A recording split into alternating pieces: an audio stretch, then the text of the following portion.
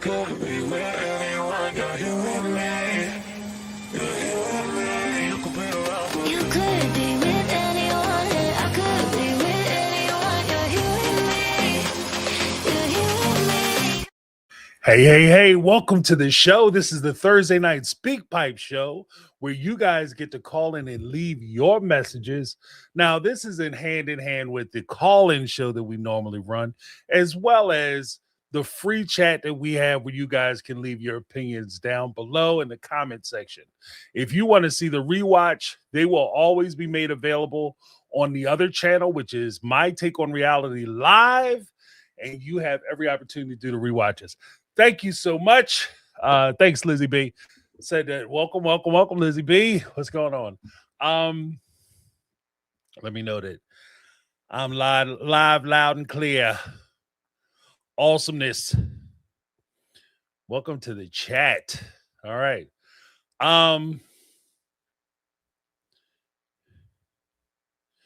What is this? The Tumblr Ridge victims? What is that?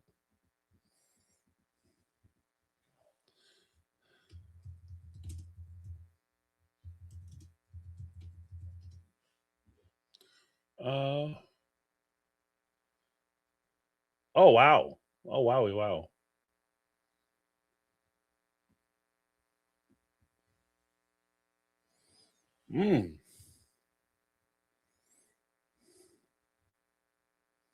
The Tumblr Ridge victims are there was a mass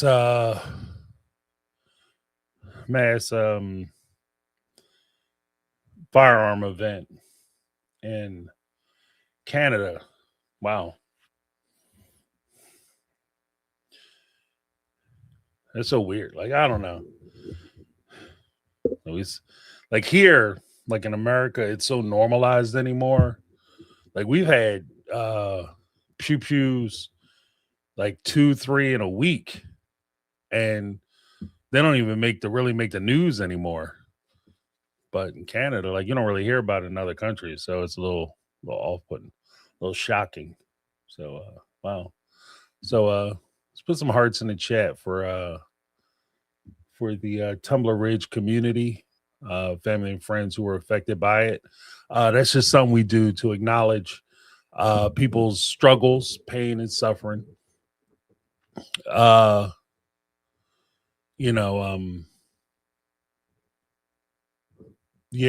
So put some hearts in the chat for those folks. I also want to get some hearts in the chat for some people in our group as well. Megatron. It's been a rough first part of the year for old Megatron. So let's give thoughts and prayers to her and her family. Jody Periscala, Carmel Cuties, Miss Betty, Kathy Ferran, Allison Gaines, and Marlo Peterson. All right. Yeah, it's we talk a lot about like the Brown family and the sister wives stuff, but it's always important to remember that people are real people. They have a lot of things going on, and it's not just the Browns.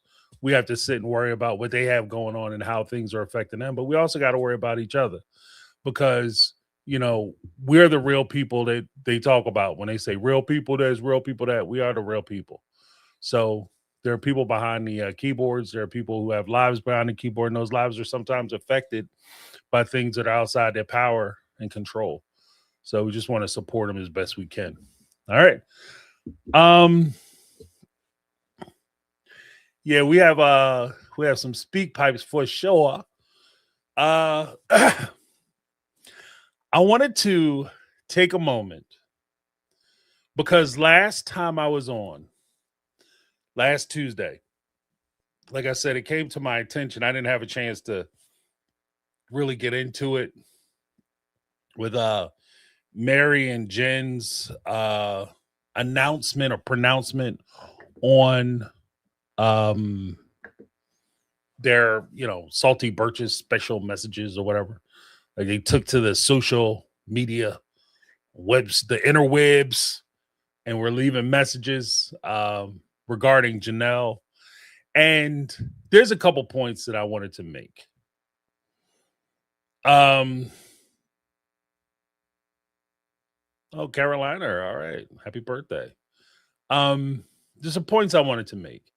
First point, and I might condense this into a video, but first point, I agree with the premise of Mary's comment, Mary and Jen's comment, in the sense that, nothing we see on these shows should rise to the level of us going out actively threatening physical harm or pressing them in any kind of way, right? Not for real, because you're entitled to your opinion. Like, hands down, I don't give a shit. You're entitled to your opinion, right? Especially when people put their lives out for you to make an opinion on. Like, if you present your life as a subject, you can't be angry that people talk about it and they have an opinion. Their opinion might be to support you and like you. Their opinion might be to dislike you. That's, everybody is entitled to their opinion. But that's kind of where it stops. Like, you have a right to your opinion, but you don't have a right to make people feel unsafe. You don't have a right to call people up and threaten people or send messages that, you're going to do physical harm to them or whatever the case may be. That's disturbing. It's over identifying with other people's problems and issues. The reality of it is that as much as you may love the Brown family, the sister wives, OG3, or their kids, and support them, at the end of the day, they have to live their lives. You have to live your life.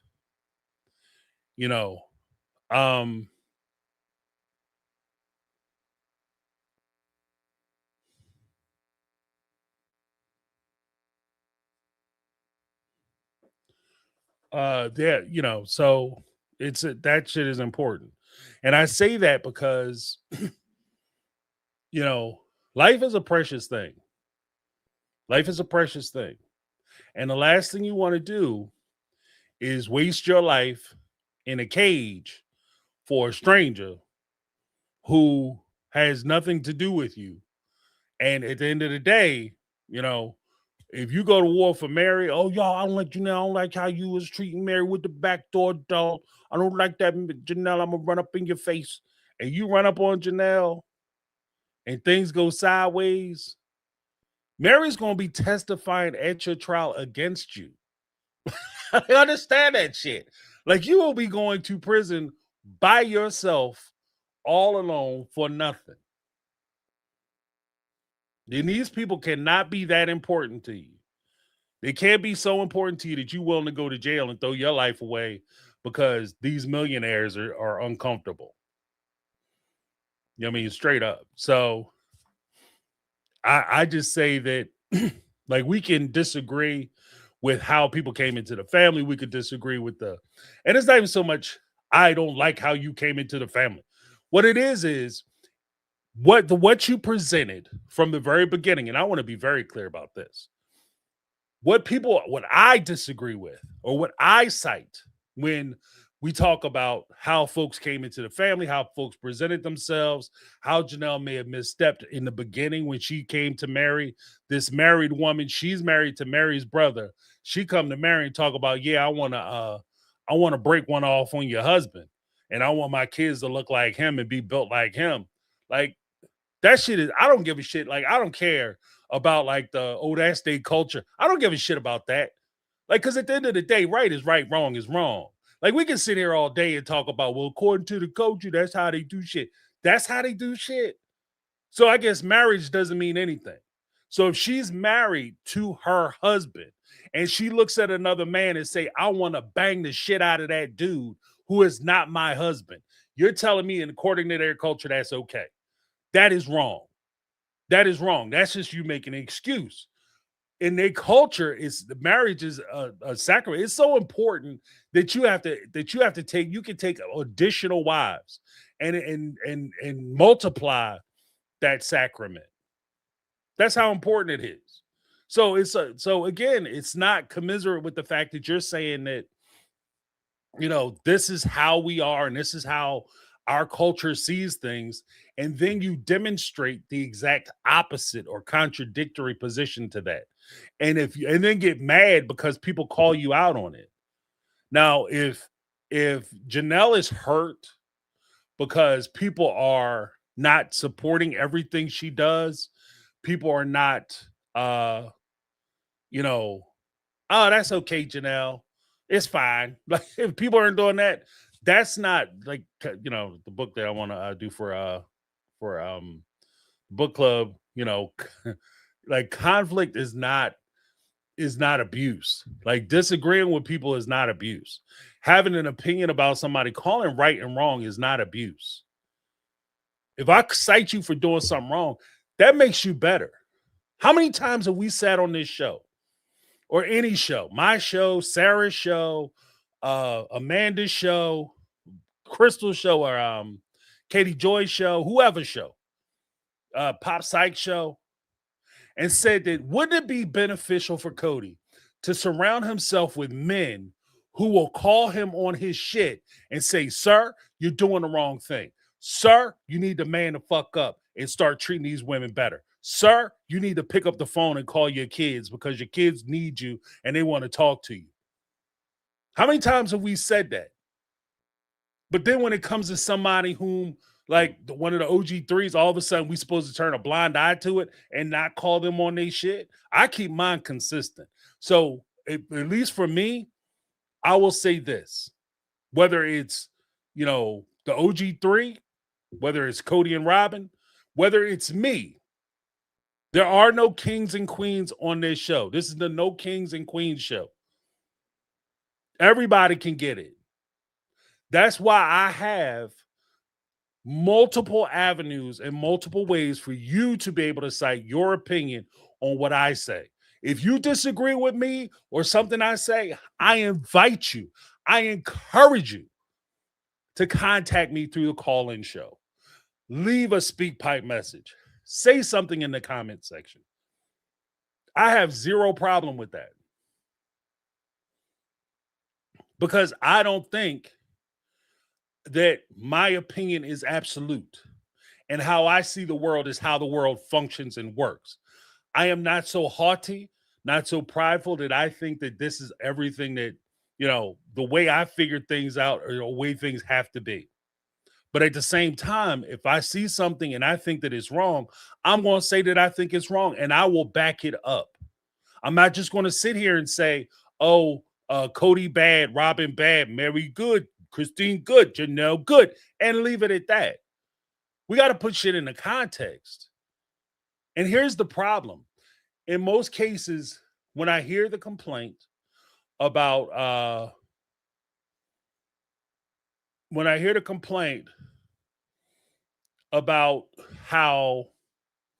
we don't know them because of dirty editing or we don't get the whole story or whatever the case may be. Here's the thing. If you don't like how you're being presented, and this is just me being straight up, if you don't like how you're being presented, you have options. Let me say that one more again. Mary, Christine, Janelle, Cody, Robin. If you don't like how you're being presented on this show, you think the show is doing you an injustice by presenting you the wrong way, or they're not filling in the context, that, my dearies, is what the tell-all is for. That's what the tell-all is for. You go back and you say, look, you guys saw this one part of it, but what you don't understand is X, Y, Z. What you didn't see is 1, 2, 3. You caught part 5. That's what the tell-all is for. It's not for you to sit there and try to ignore, evade, and not answer questions. It's there for you to be able to clear shit up, to make it clear. And here's my thing. You could either do the tell-all. You guys are very good about doing interviews. Some of you have social media sites where you get on and you do chats and lives and all that other shit, and you pontificate and talk about your stuff. You could do it there. Then of course there's the parachute exit where you just pull the cord and just bail out of the show. Stop doing the show. Or ultimately it comes down to basically this. If you disagree with the things that people are putting out, you think that we have it wrong, and you choose not to say anything, too damn bad. I have zero pity for that shit. You guys got it wrong because you connecting dots all crazy. And then half the time, at least on my show, like if you could point to me, any one of you cast members can point to me in something I said or an assessment I made where I was wrong, I'll admit it. If you could point it out. 9 times out of 10, though, one of my frustrations, if I'm going to keep it all the way above, one of my frustrations with the show is honestly that a lot of this shit that you guys talked about in season 20 is stuff that I had talked about 5-6 seasons ago when I first started covering the show. All the predictions and the stuff that y'all, oh, you got it wrong. All that shit is stuff that I said, and then you come back in season 20 and big reveal. Everything they said is right. Oh, you guys hold on to your socks, y'all. Cody trying to steal the land from me. Oh my goodness. James said that back in season 16 when you guys was talking about the land. Said Cody and Robin's trying to get y'all for that shit. Everybody got their own truth. No, everybody doesn't have their own truth. Everybody has their own perspective. The truth is the truth. And I know in our society and our culture, we have this thing where we sit there and pretend like everybody's got their own individual personal ass truth. That's not true. You have a perspective. Now, if you want to argue that in their perspective, you know, they experience things different, okay, fine, that's fine, whatever.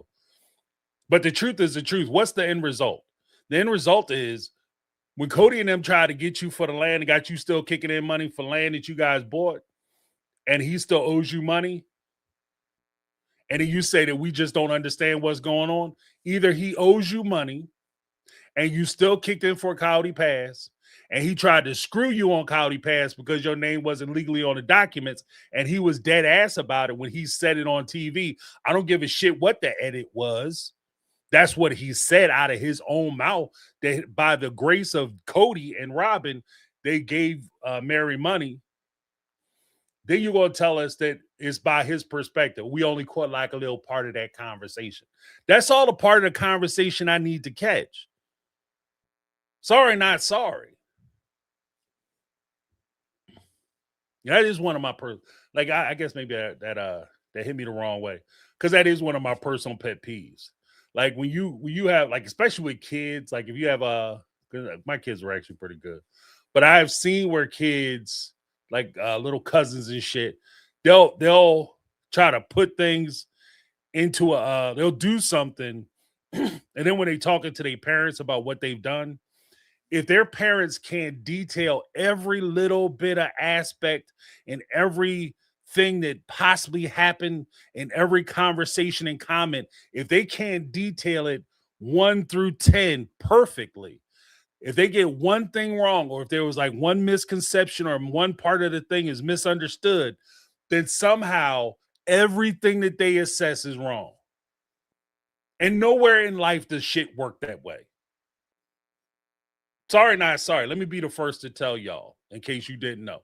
Nowhere in life does that shit work that way. I don't need to hear 5 hours, especially when you guys do. Well, it's only like one little ass bit of the conversation. Let's be honest. Half the time, you guys give rambling ass answers to stuff that's very straightforward because you're not trying to answer questions, and you're trying to hide information. So you give rambling ass answers. So if anything, the edit might seem dirty because they didn't give you a 3-hour answer to a yes or no question. But the reason they edited the way they did is because you basically repeated yourself consistently over the course of that 3 hours. So they just gave the best answer that you had and rolled with that for the sake of time. That's not a dirty edit. A dirty edit or a bad edit would be, you said what a bad edit is essentially what they do for their upcoming shows. where they take like a quotation, "I'm a horrible person," and they run that as the ad, and then you find like the full context of the show. It's like, if I did that, I would be a horrible person. If I agreed to do that, I'm a horrible person. I would never do that. That's the full context. That's what you're alleging. And if you're alleging that, then like I said, if you're alleging that, then what you need to do is you need to straighten it up and clear it up on your time, on your streams, or you need to straighten it up during the tell-all. And there's also the point too, where I recognize that you guys are making a shit ton of money doing Sister Wives. I recognize that you're making a ton of money doing it. But at what cost are you willing to sell the safety of your family and your friends and yourself? You saying it? People like Mary and Jen said that at one point they got up, they did a cooking show, and people were so agitated. She did a cooking show at the same time Christine was doing a cooking show, and and they called Mary up and threatened to kill her over a damn cooking show. You know what? It's time to come off the show. At that point, it's time to come off the damn show. And that's what I'm saying. Like, it's just, I don't know.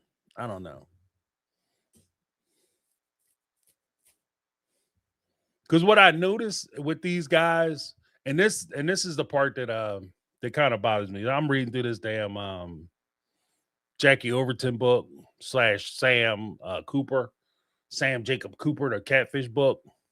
That book is some bullshit. I will never recommend that book for somebody to read. I will never recommend that book for somebody to read. I'm going to go over it, but please don't buy that book. Please don't buy that damn book. Straight up. The book is complete bullshit. That book is bullshit. I'm gonna be straight up. I'm gonna give you the Cliff Notes.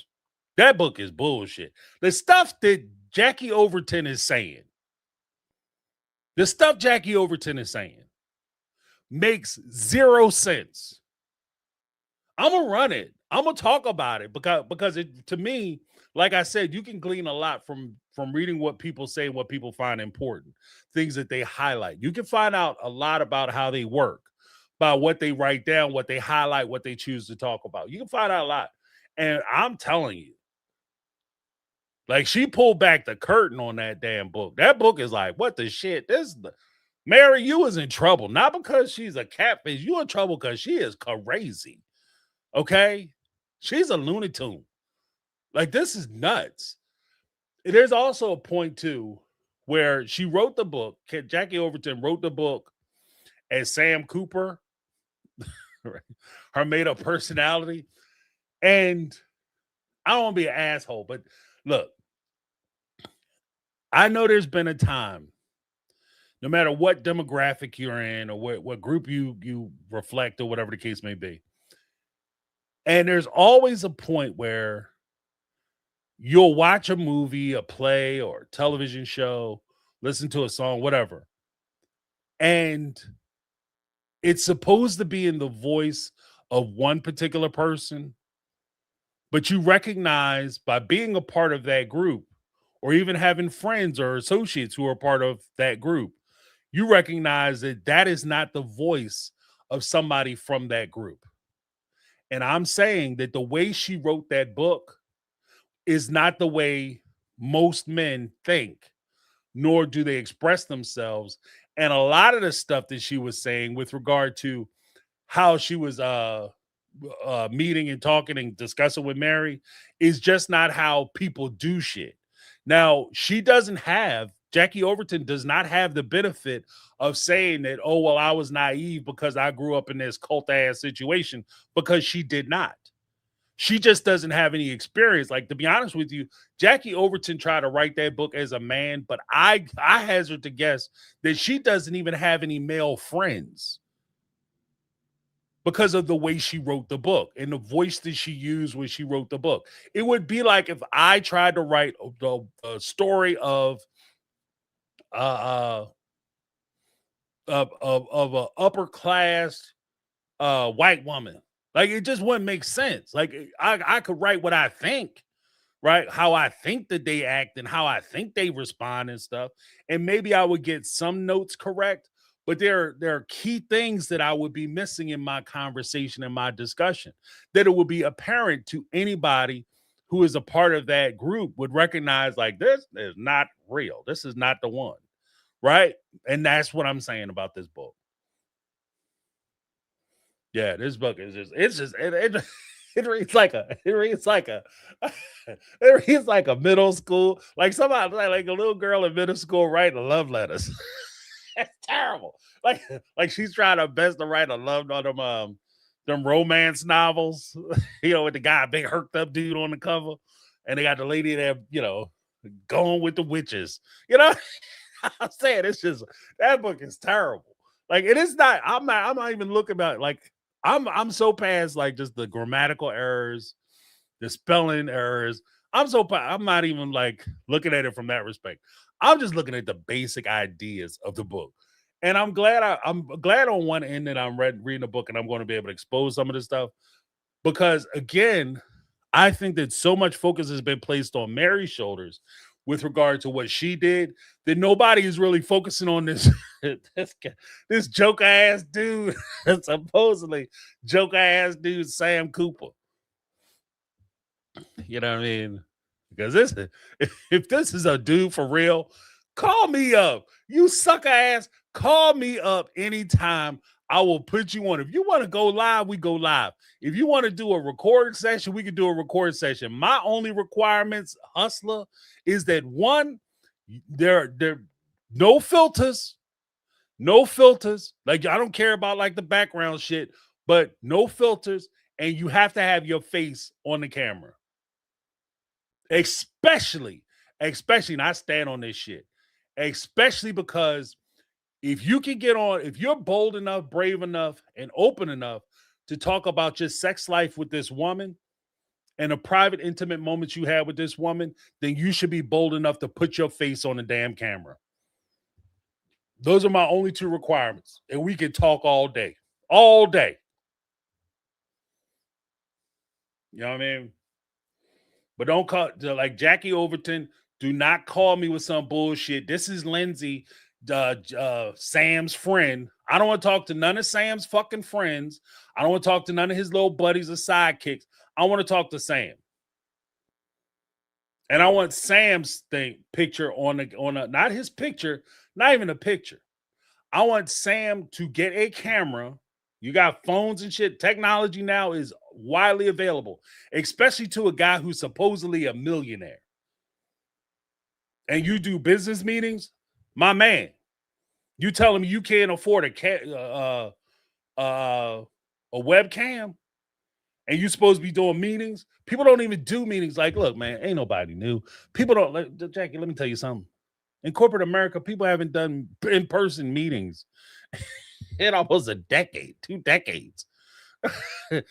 I got a meeting. You get on you get on Zoom, you get on anything so that you don't have to leave the office. Even telecalls, like give me a break, man. Nobody's doing meetings like that. So there's no reason why this person and I don't want to put the story out like he's trying to protect somebody. Like we'll get into it. We'll get into it. That book is the bullshit. Do not. I'm saying, like I'm not even saying I'm not telling you what to do. I'm just saying, don't buy that book and say James was talking about this book, so I'm gonna go out and buy this book. Do not do that shit. That is not what I'm saying. This book is the bullshit. It's not true. There's nothing really true about this book. There might be grains of truth which lead to which lay a foundation that's built on like a bunch of fucking lies. This book is ridiculous. It's sad. It's actually sad and kind of pathetic. If it wasn't as damaging as it was, this book I would actually call this book a cry for help.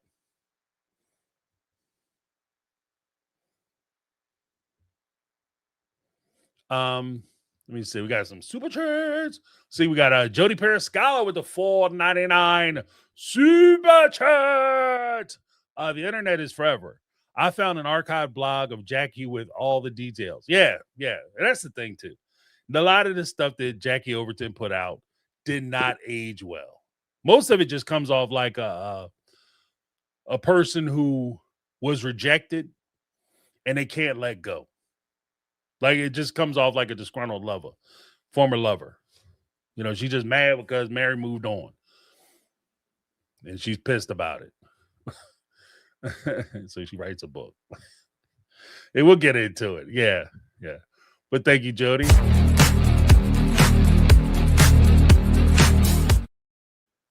Then we have Jody Periscala with the $4.99 super chat. Do you believe me now? How the book would hurt Mary and embarrass her more? No, actually, I don't. I think the book actually vindicates Mary a lot. Like, as crazy as that is, this is the shit I'm talking about. Like, by them trying to, like, Mary trying to hide who this Sam Cooper person is, by her trying to sweep the shit under the rug, it only made it worse. It only made it worse. If people actually would have came out and they would have really delved into this Sam Cooper person and actually, instead of wasting time having an argument and trying to convince Mary that she was actually cheating when she said she wasn't, that she was having an intimate relationship with this person, and she said no, he was just my friend and he catfished me, and they somehow it turned into a lie, and that lie is important because this person was my friend, and it turned out that the person who was supposed to be my friend was actually a woman, and somehow that destroyed my life. That shit made no sense, and because it made no sense, people got stuck on the fact that the story you're telling doesn't make any fucking sense. The story you're telling doesn't make any sense. So now we have to delve through to try to get to the truth of what it is you're trying to say that you didn't do, which we all grown. We're adults. I'm not going to sit here. If some dude was contacting me and say, yo, bro, I know you love martial arts films, right? Or I know you like martial arts. I got front row tickets to see a tournament and blah, blah, blah. Do you want to go? Maybe you could guest judge or something. Oh man, that's awesome. And then I show up there to the event with my little gi on, like a little gi on. You know, I show up to the event, and then all of a sudden I get there and it's a woman. I'm not going, oh my gosh, I've been violated. That makes no sense. That makes zero sense. So the reason why people focus on Mary, and the reason why Mary is getting bullied is because Mary is, I don't want to say she invited this shit, but I mean, you're open the door for it because you tried to hide it. But if you would have opened the door and said, you know what? This is the person who did the shit, and people actually took a moment to look at this person, you'll see that a lot of the stuff is actually ridiculous. The stuff that Jackie Overton is saying is ridiculous. Do I think that Mary did some shit? Yeah, absolutely. Absolutely. Like, was she wrong? Yeah. She knows she was wrong. That's why she's trying to hide it. That's actually, and this is one of the things too, like, guys, look, if you go to court, there's, in basic criminal justice, like when you're in college, right? Criminal justice sociology, right? Even in the 101 level courses, the beginner first level courses, freshman courses, you learn that in order for a crime to occur, it requires two things, two elements: actus reus and mens reus. The evil act and the evil mind. You have to intend to do it. Now, we don't know what other people are thinking and what they're thinking about, right? One of the ways that we establish that evil mind is to see what people do. Like, if you want to find out, like, one of the big questions, like, there's always like this Hollywood fantasy that, you know, somebody knocks somebody off and they say, I was temporarily insane, right? They're like, and Hollywood made it sound like everybody got out of jail off of temporary insanity, when less than 1% of people actually, that defense is actually even considered, right? But one of the ways that they proved that you weren't crazy is you covering the shit up. Because if you're crazy, part of you being insane is the fact that you don't realize you did something wrong. But if you go through an elaborate cover up to hide or shield the responsibility and accountability of the thing that happened, then they take that as you acknowledging that you did something wrong, and you know you did something wrong because you hit it. It's kind of like if you catch your man or your woman and they hide in their phone. When you walk in a room, they talking on the phone, sniggling and giggling, kind of like Mary, giggling their ass off upstairs with Cody in the bed. You must be laughing loud as shit. My man's sleeping. Wake him up out of sleep. But you giggling your ass off, and as soon as they walk in a room, you go hang the phone up and put the phone away and put the phone on lock. Right? That's a guilty mind. Because even if nothing is actually going on and you guys haven't slept together, you just kind of doing mild flirting, the fact that you hid the phone lets me know that you think you did something wrong. And where Mary is kind of losing a ball is that she is so actively trying to hide this so she can hide behind it. You guys don't understand what's going on with my life, and my life is so complicated and difficult. What I do understand is that people cheat. What I do understand is that people step out of their marriages. What I do understand is that there are inappropriate conversations you could have with other people that could damage your relationships. I understand that. Right? And if you're hiding those relationships, then you're recognizing it too. So, from that respect, I think that the book is so ridiculous that it doesn't hurt Mary. I think what does hurt Mary, where she is upset about the book coming out, is the fact that because she was having an affair, I'm going to call it what it is. No, people disagree. But because she was having an affair with this dude, right?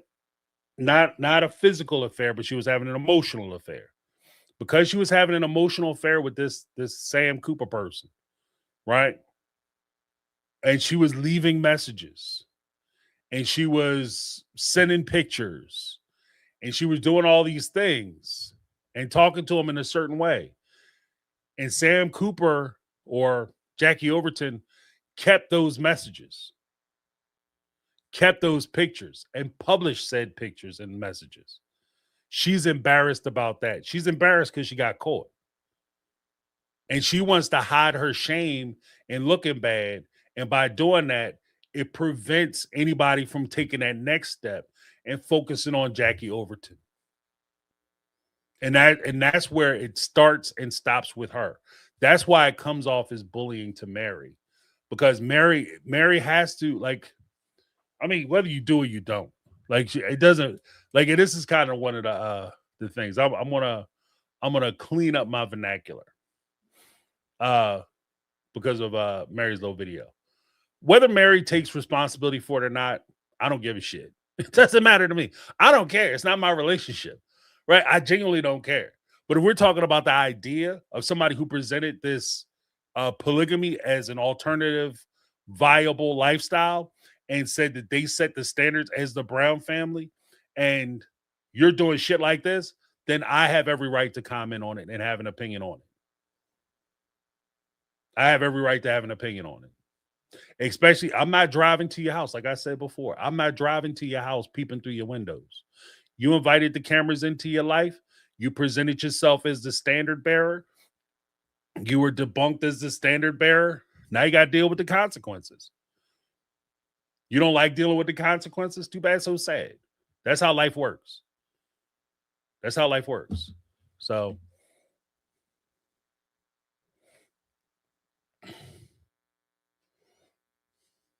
but I appreciate it, though. I mean, I get what you're saying, Jody, because I felt the same way. Like, I didn't like it because I did feel like it was bullying. Like, you know what I mean? But the best defense is sometimes a good offense. You got to keep them on their heels. And Mary's just taking blows for no reason. Like, you're just taking blows for no reason. But let me give you a little something, Jody. I appreciate you. Thank you. And like I said, you know what I mean? I appreciate you calling me out on it. If you think I'm wrong, if I'm overstepping bounds, say it. I don't give a shit. Like, say what you got to say, and we can talk about it. But that's the whole thing. Like, I'm not afraid to have the conversation or discussion or give my perspective on why I believe what I believe. Right? I'm not going to sit here and hide behind my platform and kick people out because they disagree with me and you're disrupting my peace. If I wanted peace, I wouldn't be on YouTube. I wouldn't be screaming my opinion into the void, which is only inviting people to give their opinions back. Okay, this is what accountability looks like. This is what accountability looks like. If you present your position, your opinion, you have a right to have your opinion. You have a right to voice your opinion, especially here in the States. First Amendment, the government can't come and lock you up because, well, technically, they're not supposed to. Come and lock your ass up because you have a different opinion, right? And no matter what you're talking about. Now, it can't impact your work. It can't impact your friendships. It can't impact, because it doesn't. The First Amendment don't cover that. But you have a right to do it. But the same way you have a right to voice your opinion, I have a right to voice mine. I have a right to say what I want to say. And you have a right, because in the spirit of that precept, I make ample time for you guys to be able to call in and disagree with me or say what you think. But thank you so much, Jody.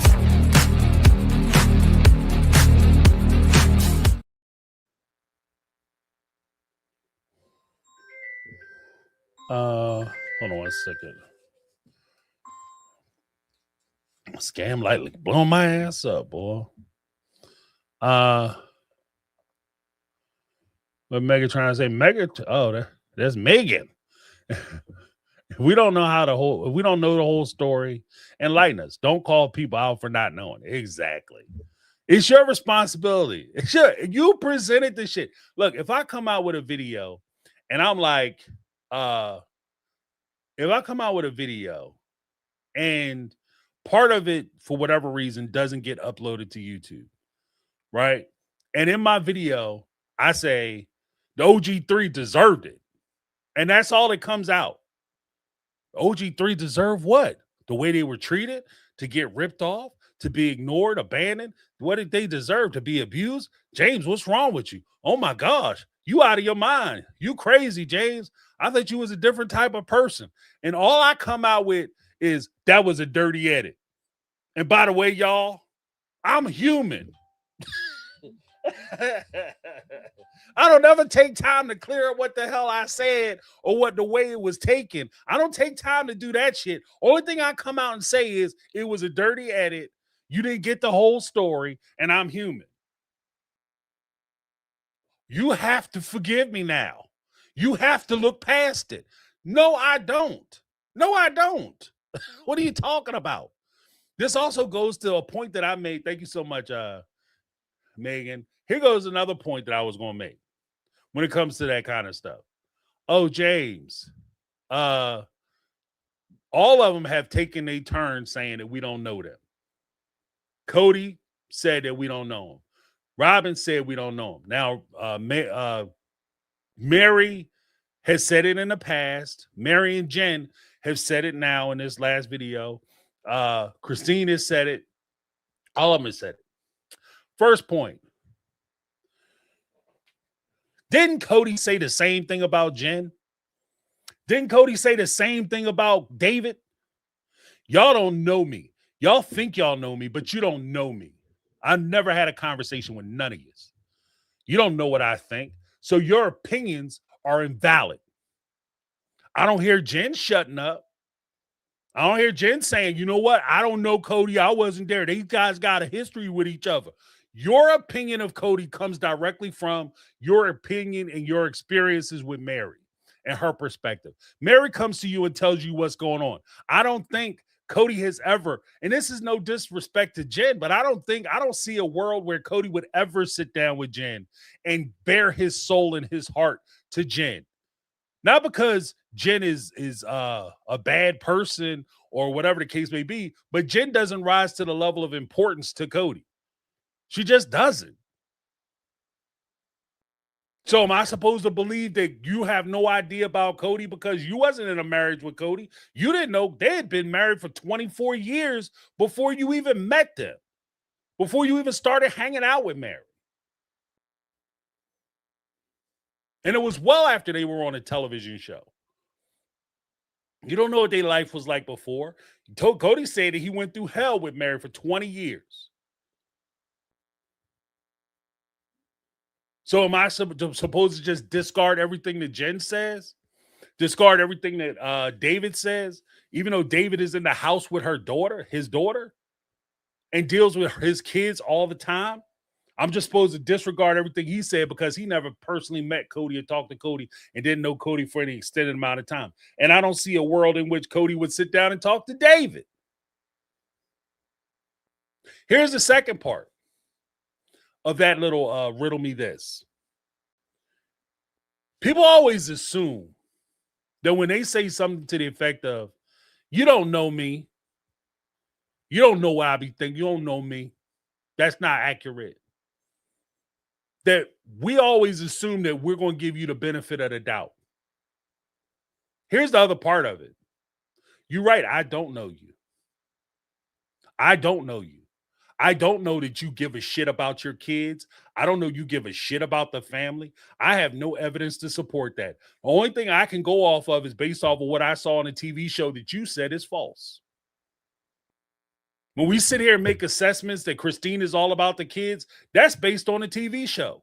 But according to you, the TV show is false. When we sit here and say that Janelle was decent with business and she's a logical person and people started liking Janelle and started favoring her because of the way she came off on the show, you said that shit is a lie. When Cody and Robin sit there and talk about how in love they are and how much they soulmates and how much they have in common and how much they have going on, I don't know them personally. I never sat and had a conversation with either of them. Is that a lie? See, when you start saying shit like that, it always comes down to be careful what you ask for, what you're stating, because you can get the other side of it too. Because you're asking for all of it. If I don't know you, then I don't know you. And if I don't know you, I know what an affair sounds like. And it sounds like you had an affair. And now we make excuses for that affair based on what we saw on the show. The mitigating circumstances that we have that gives you a pass on cheating on your husband and betraying your family is based on what we saw on the show that you said is poorly edited, a dirty edit, and it doesn't make any sense because it's not telling the whole story. Then should I assume that you're a shit person because you cheated on a husband who was actually caring for you and taking care of you and doing everything he needed to do, and it just looks bad because it was a bad edit and he has his own perspective? No, I mean, you can't have it both ways. So I'm just saying, be careful what you say. Be careful how you phrase shit because it sounds real clever when you say it, but then when you start looking at it, it's not as clever as you think. That's all I'm saying. That's all I'm saying.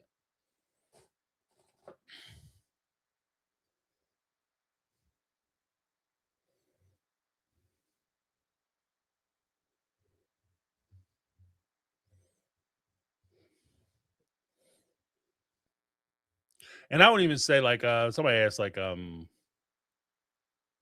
here we go. Miss Monica, the empty nester. So I'm tired of the catfish thing. Cody and Robin talk about how they tricked Mary into divorce and stole her money. You know what? I don't like the catfish thing. I didn't really want to talk about the catfish thing until they brought that shit back up. Like they're making it a conversation topic. And that's what also is crazy to me. Because there's another part of it too. Like I said in my last live or last few live. There are so many things that Cody and Robin refuse to talk about that are cogent and relevant to this season that we're on. And instead, we can't talk about those things because it's verboten. It's illegal. It's unauthorized. It's out of bounds. Can't talk about them. But we could talk about something that's embarrassing to Mary that occurred literally almost 10 seasons ago. You know, like that shit is crazy. It's crazy. And I want to break, like, and part the only reason why I'm focusing on it so heavily on my end is because I want to break through the bullshit. If we're gonna talk about it, let's make the conversation uncomfortable for everybody. Let's call it what it is. Let's start calling balls and strikes. Let's not stop at was Mary cheating. Start and stop it. Was Mary cheating? She wasn't cheating because they weren't really married. She got divorced. She wasn't cheating because Cody wasn't coming around. She was cheating because they had a commitment. She was cheating because they had a spiritual marriage. She was cheating because she didn't leave for another what that happened in season 8. She didn't leave for another 10 seasons. Right? We start and stop there. But this season was the first time anybody ever even mentioned Kendra on air. Robin's friend Kendra. This is the first time that Mary came out and said something we've all been saying. You guys got it all confused. Said what we've all been saying. The likelihood that somebody could break into your house and set up cameras and surveillance equipment without your knowledge, unless that's their business or they have some kind of specialty training, that shit is not as easy as the movies make it look way easy. They make it look way easy breaking in somebody's house. That shit is hard. That's a skill set. Lock your shit. Lock your damn keys out your house. Where you going to be sitting on the step? And I say to you, okay, yeah, all you got to do is just break into your house and not leave no traces that you did it. It's your house. You should know where everything is. You should be able to break in your shit easy, right? You know how hard it is to break in a house? I mean, it's, you're one rock away from entry. But to break in somebody's house and they don't realize you broke in, you know how difficult that is? How insanely difficult that is? So it doesn't even pass the laugh test in the real world. So the fact that I'm sitting there like, it wouldn't even occur to me that, this person broke in and left messages or video cameras or record me. The only time somebody seems to get back to the catfish person is when I talk to this mother. Every time I say something to this person, somehow this mother on this other end knows all about this conversation. It's them. They the leak. They the one. I mean, we're going to blame that on that's just the way they was raised to believe in technology. You know what I mean? My man jumped in his transporter, his Star Trek style transporter, beamed himself into her house, planted all the shit around the damn house, replacing clocks and kitchen counters, putting dolls and shit up with cameras in it, and voice equipment, putting bugs in the wall. And you got to have a power source for the bug. You just can't put a battery pack bug in there because that's going to die. So you got to hardwire this shit into the house. So apparently, Cooper is like not only is he a master spy, but he's some kind of electrician too. I'm just saying. And to be honest with you, it's kind of what I was saying in season 19 when that shit went off. What did I say? I said, now that this show is over, the season is over, they didn't talk about shit. So the people who cover Sister Wives are going to have to go back and review like old ass episodes so they can keep the conversation going. I said that season 19. Check the record. Season 20, they didn't talk about shit in season 20. No new ideas. So what do they have to do? They have to go back to old popular notes and discuss those things. That's why the catfish is taking such precedence now, because they didn't talk about shit else. Cowdy Pass was pretty much done data. The only reason why Cowdy Pass even got a little bit of shine is because of the quote unquote back door deal. You know what I mean? And I agree with that too. They bring up stuff from 10 years ago. Absolutely. because this is also part of the disrespect. And maybe that's the thing that's kind of annoying me too. You know, it's just it's the level of disrespect. Like we trying to play along and we trying to be nice, but it's wearing me a little thin that the level of disrespect towards the fan base. That's where I'm kind of like, check yourself before you wreck yourself. And here's my thing too. Somebody, like, I remember there was a point where somebody, I think it was Mary, had said, well, people don't like me because I'll be straight up, I'll be honest. Like I said, that shit always has annoyed me because the people who love to be straight up and honest and straightforward, they hate when other people are straight up and honest with them.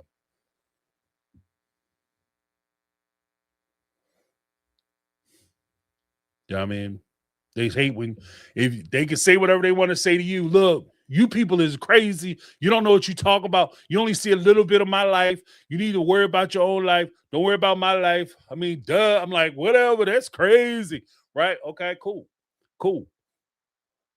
And people stop watching the show. You know what I mean? And let's be honest. Like, you can sit there and talk shit about the fan base all you want. But for the fan base, and this is why I never understood, especially like I said, low level, wannabe celebrities. I never understood why you guys take such pride in debasing your fan base. When if it wasn't for the fan base, let's be honest. If we're gonna keep it all the way a buck, you guys would all still be in Lehigh. And somebody has said, well, you think they would still be together? I absolutely think they would still be together. You know why they would be together? Because they wouldn't have any financial options to leave. Robin wouldn't have came into the family. There's no way Robin would have came down here and got a full-time fucking job so she could live in the damn 3-sectioned out Lehigh house on top of Janelle or underneath Janelle with her kids so that she could start screwing Cody legit. She wouldn't have did it. She just would have banged him on the side like everybody else do. Oh, that's not their religion. Look, that's what would have happened if she would have gave Cody play. And there's a strong possibility she would even gave him play. So would they still be together? Yeah, they absolutely would be together. You know what I mean? And they would still all be in the damn Lehigh house.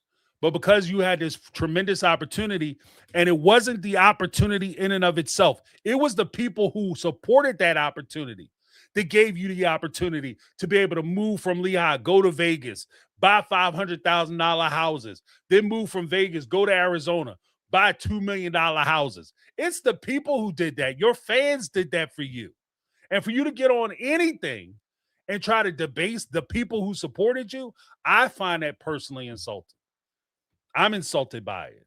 So since we all going to tell the truth and you don't like it, I just give it to you raw dog on how it is. I'm giving it to you raw dog on how it is. Don't disrespect your fan base. They're the ones that put food in your mouth, put food on your table, put a roof over your head. Don't disrespect them. Because you could have started and stopped with don't threaten Janelle. None of this shit is important. The money and stuff isn't important to me. Don't threaten her because she doesn't deserve that shit. I get that. And I agree with it. Don't threaten people. Don't leave here and go threaten Janelle. Don't leave here and go threaten Mary or Jen. 100%. And I'm not just saying that because of them. I don't want them to get threatened. I don't want them to feel uncomfortable. I don't want them to feel scared or frightened. But I'm also saying that to the people who tune in to me. I don't want you to ruin your life. I don't want you to ruin your life trying to get justice for somebody else.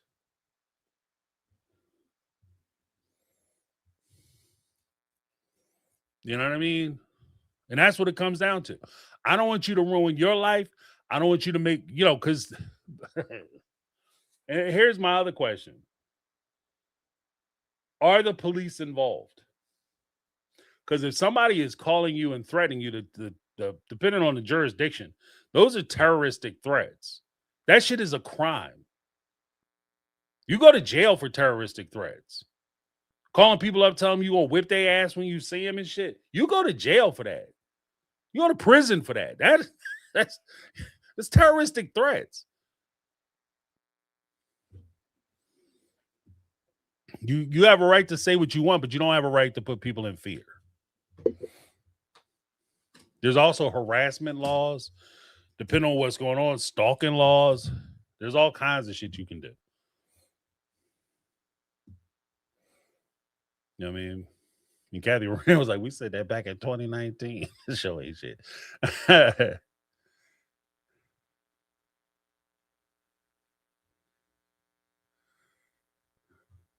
So I look, like I said, when I watched the video, I mean, I didn't, I don't disagree with the fact that Janelle should not be threatened. But at the same time, I don't, you know what I mean? I don't ride with the whole, if you don't like how you're being presented, do something about it. If you're not going to do nothing about it, shut the fuck up about it. You know what I mean? I'm in that spot. If you're not going to do nothing about it, if you're not going to say nothing, don't sit there. That's the whole thing. There you go, right there. Let's wrap this shit up. Let's talk about it. If you're not going to say shit, stop saying how you won't be silenced no more. I will not be silenced. Well, okay. Then tell me all about this, how we got the shit wrong. Tell me all about what actually happened.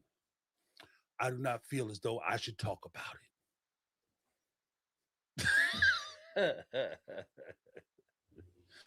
it. I'm just saying. I know I'm gonna catch some heat. I know people gonna be mad. I don't know if I'm blocked from. I don't know if they block me or not. I don't even give a shit. I don't care. I don't even care. Because I'm gonna talk my shit. Like, you know what I mean? I don't even care. Block me if you want to block me. Because I have an unsafe environment. Whatever. I don't give a fuck.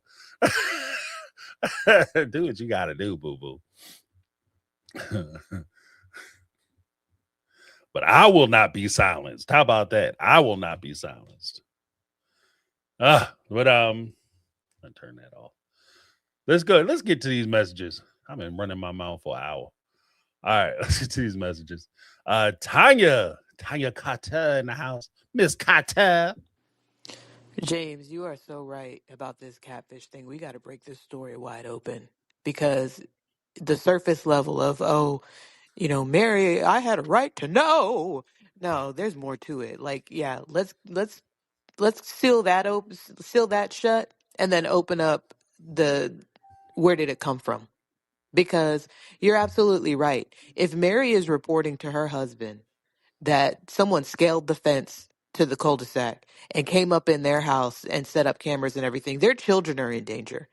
And during COVID, Cody had a nerve to sit there and yell and talk about, I had to protect my children. I had to protect my children. I didn't know.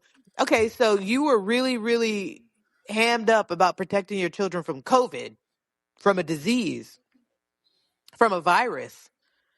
But there's a real physical threat coming into the cul-de-sac by way of a human being, and you're not concerned about protecting your children then?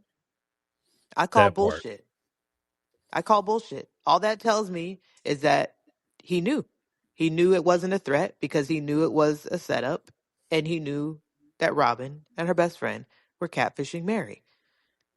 And why are we not talking about that? Boom. You just opened up a can of worms, and we need to discuss it. Talk about it, Tanya. Tanya took it to another level. Let's talk about it. Tanya took it to another level. That's why I like these speak pipes and hearing from you guys. Because like Tanya said, when it came time for Cody and him cutting his family off, why'd you cut off your kids? Gabe, Garrison, Isabel, Gwen, you know what I mean? You cut all them kids off. Truly, why'd you cut them off? Because I was protecting my children from an unseen killing that I could do nothing about.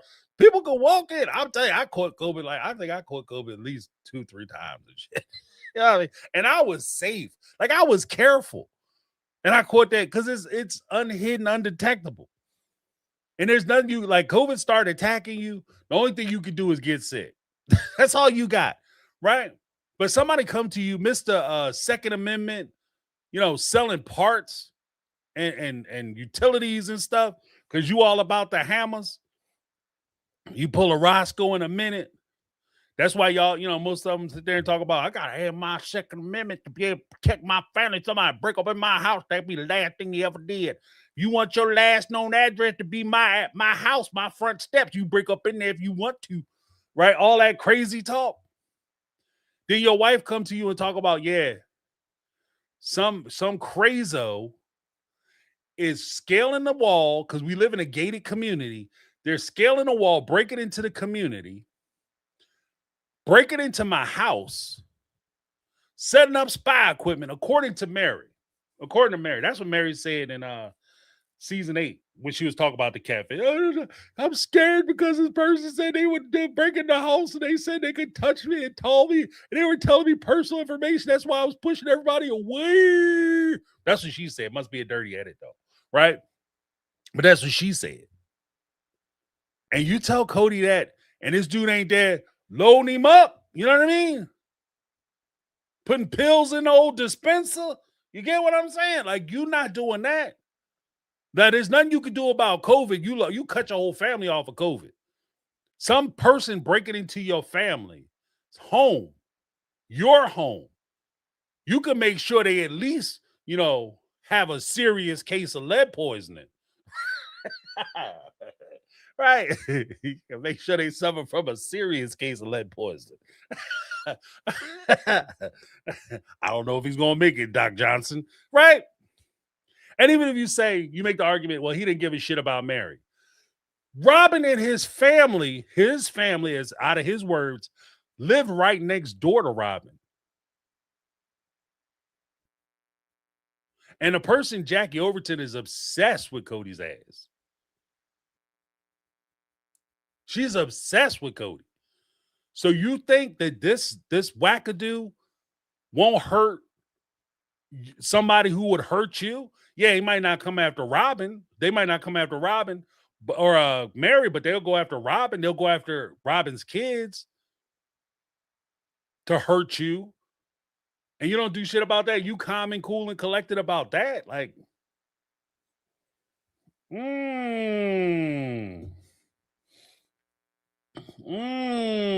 don't know. Like, I don't know. That's why I'm looking at his side eye, because this shit don't make sense. Now, I understand we don't know everything, all the ins and outs, but the parts we do know don't make sense. The story y'all telling don't make sense. That's why, and nine times out of 10, just to clear that up, when they talk about you guys as fans put shit together, you know why we putting stuff together, points here and points there, and we like get it all twisted around? You know why we have to put shit together? Because the story you're telling doesn't make sense. And what 9 times out of 10, content creators, fans, people on Reddit, people, audience members who to talk about this, all they're really trying to do is make the shit make sense. They're taking this illusory idea that you guys are presenting and saying, yeah, backdoor deal, you could sell land out from underneath a owner, a titled owner, and not get sued, not get your ass sued off because you own most of the property. You can own 95% of a property, but if you don't have that last 5% of the owner saying signing off on the contract, you still can't sell this shit. They can hold it up unless you go to court. You just can't make a deal. I just decided I would make the deal. And when they agree to the terms, I will let them have money. Do that shit if you want to. Judges love that shit. Go in there with a judge. They will eat your ass alive. They will eat your ass alive. Cody be sitting there like, well, I don't want nobody to be horrified, but when I get out of this chair, I'm not gonna have a butt because the judge is still chewing on it. Like this, like that judge will eat your ass alive in there. You do some shit. Oh, Mr. Sell all the okay. We're gonna give you your money back, and we're gonna throw a little punitive damage on top of it. That sale would totally not be worth it. But then we go to Tanya part 2. Yeah, James, the other thing I started thinking about too, these poor children, they literally, CPS should have been called because these mothers, I blame them just as much as Cody, running behind Cody's tail all day long and neglecting their children. Any mother that doesn't put their child first, and I mean behind a man, behind a job, behind anything. And they did all of that. They put those kids behind trying to get after Cody, behind trying to be on TLC and make that cash. And none of that cash went to those kids. None of them had health insurance. A lot of them had health issues and needed things done for them, and it wasn't done. They weren't providing food for them the way that they should have. They weren't protecting them. If you think about the whole catfish situation, imagine how Leon must have felt.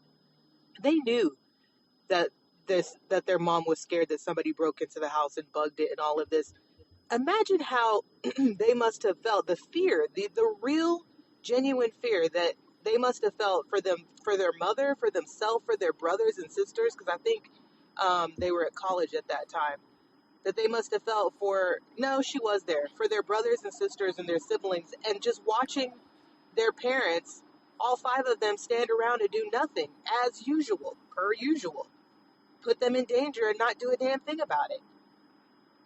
TLC needs to be taken off the air. We're gonna go right to 3.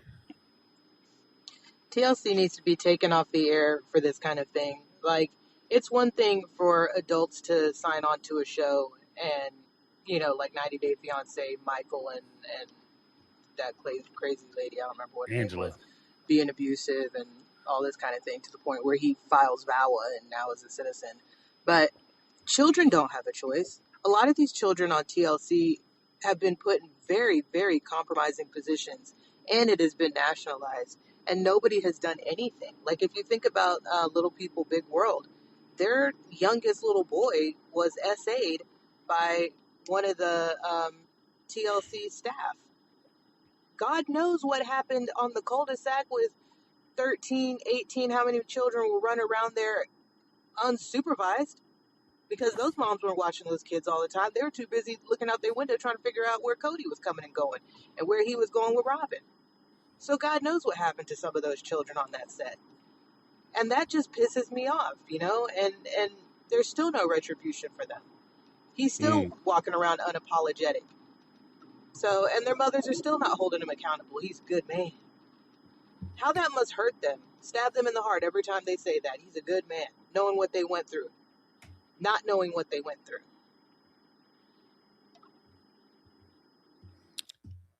I don't disagree with Tanya. And here's the thing, like, there's always I always kind of used to run into people who would say things like, oh, they want their their kids or whatever, they're talented or they're funny, or they would make great personalities on TV. And I would talk to some folks about, like, how to do things or break in or whatever, just from my limited experience. And one of the things that I always maintained, even before I started doing anything, is that when it comes to your kids and Hollywood, if you take a look around, take a step back, and I mean genuine Hollywood. I'm not even talking about reality show Hollywood, which is like all brand celebrity, all brand Hollywood. Okay, when you're doing like actual projects, multi-million-dollar projects, you have to watch your kids. You have to watch your kids. You always got to keep up with what they doing, who they doing it with, who they going out with, this, that, and other, because there is a part of, the underbelly. And I'm not saying this is on every set or every producer or person like that. Not at all. There's some awesome people who love their craft and have spent a lot of time dedicated to improving their craft. But you do have people who, when they see these kids, they turn them into little adults. Like, I remember I was working in Center City at the time at the gym. I was going to not at the gym. I wasn't working at the gym, but I was at the gym before work.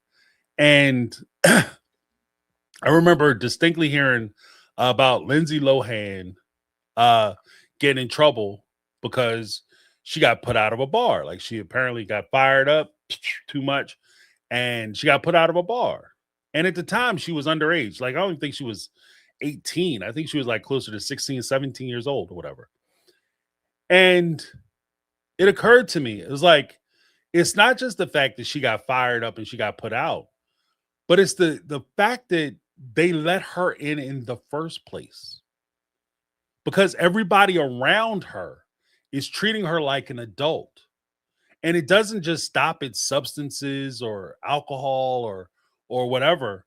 It continues on to how they treat them, how they negotiate with them, how they talk to them, how they address, intimacy and things of that nature. They treat them like, they're little adults. And so you have to be mindful of it. I say all that to say this. If you are on a reality show where you spend most of your time chasing after your husband and you're trying to keep up with the Joneses and trying to pay attention, like Tanya was saying, like you always looking out the window to find out where your husband is or whose house he's going to or what time he's leaving. You always have to recognize, especially on reality shows, these people who are virtually strangers will have access to your children.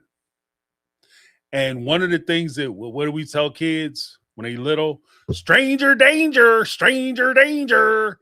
One of the things that makes so many predators so dangerous is the fact that in most cases, they have some type of tie or affiliation to the children. They're not strangers. They're people who they're familiar with. They're people who are invited into their lives, sometimes by the parents, with the parents' permission. So I think that is a very good point. Like you just got, I'm not saying that something happened to the Browns kids. That's not what I'm saying. But I'm just saying you got to watch. You got to watch and be very careful. And yeah, it is. I think it is harmful that, because part of the complication Leon had with Mary and some of the stuff that she shared on camera was that she had warned Mary that the catfish person, that indeed she was being catfished. This person didn't exist. And she was hurt by that. She was hurt by the betrayal that, she felt, because Mary may have felt like she was not in a relationship with Cody or ready to leave Cody. But clearly her child didn't feel that same way.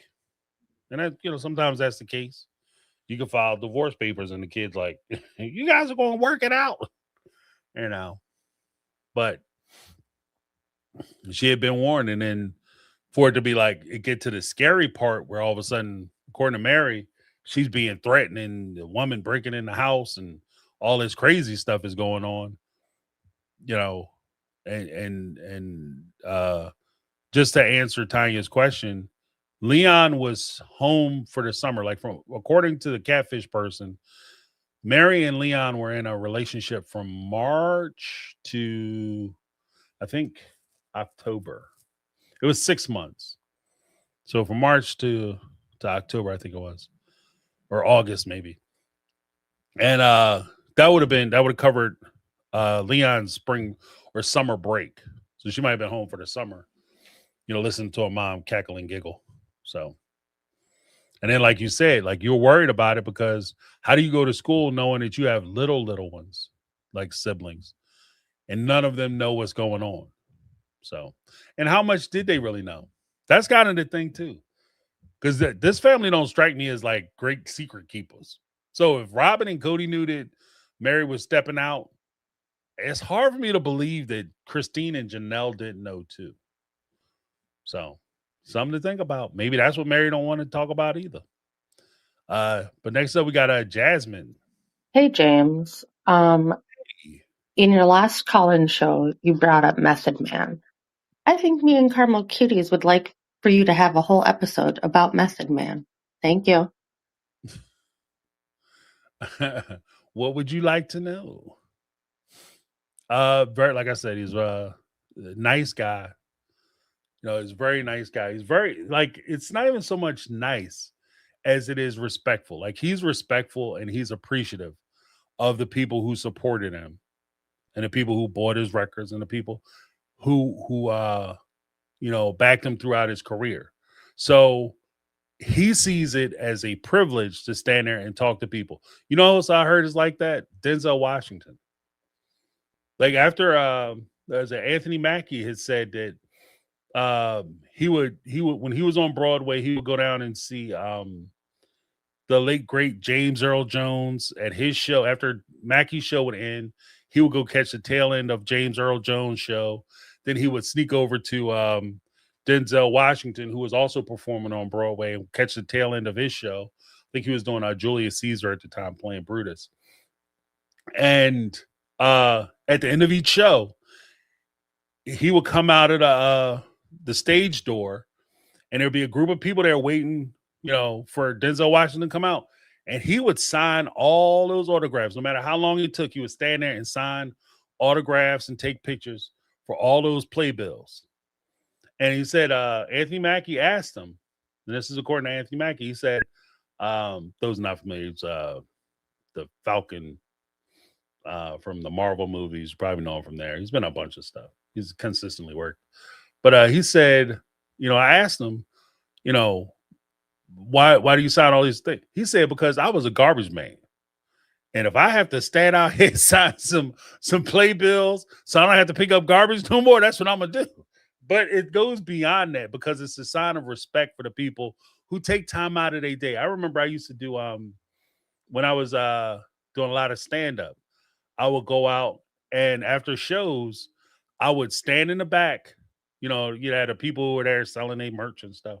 I would stand in the back by the door, and I would thank each person who came to the show for coming to the show, because I recognize that they don't have to come and spend their money and time with me. There's no requirement for that. That's a blessing and a gift that I get to stand on stage, give my opinion, crack some jokes, make some people laugh, and then people come out and they're appreciative of the good time that they had.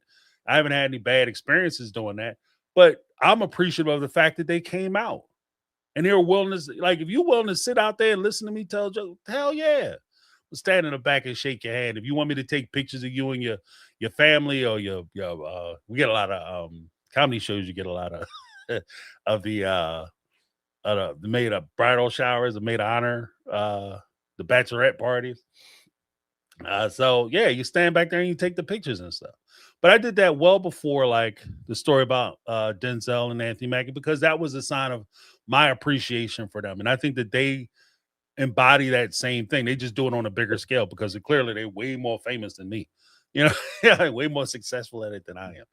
But I appreciated that about him, because, in a business that you are told that you're important, there's a part of it where people always talk about, like, the Hollywood elites and elites from Hollywood. The truth of the matter is, many of the people who come from Hollywood don't come from wealthy backgrounds. They're not rich people who just decided to start acting as a thing to do on the side. These are people who come from middle to lower class families, and they understand what it takes to to make $1 and put food on the table. And they understand that when people are choosing to spend their time and money with you, that it's a choice.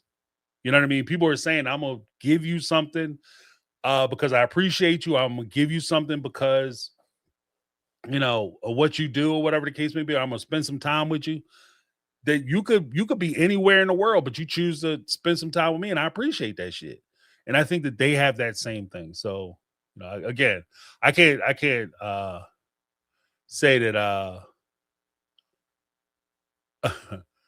I can't say enough positive things about my experiences with Method Man. He's a really good guy. And we spent a good amount of time together. So it's not even like I only saw him for a day. But after, no matter what time we got there in the morning or how late we stayed, he always made time to go down and talk to people. And at the time when we were filming that project, he was doing that project, plus he was doing a record, like he was putting an album together. So he was doing that like as part of it too. Not part of the project, but like as a separate thing. So he had a lot going on, and by all means, he could have sat upstairs in the dressing rooms and kept to himself, but he chose not to do that. And so for that, like I said, I'll always have respect for him. And treated me well. I can't say he treated me bad. He treated me good too. So, but Darlene Hall said, remember for 5 months? What? Method Man METHOD. Method Man of the Wu-Tang Clan. Yes, that's who we're talking about. Yes.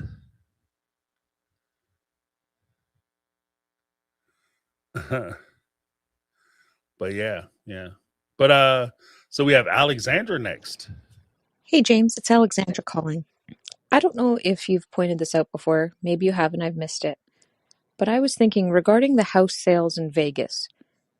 So Cody seems to treat it like he's entitled to 50% of each of those houses.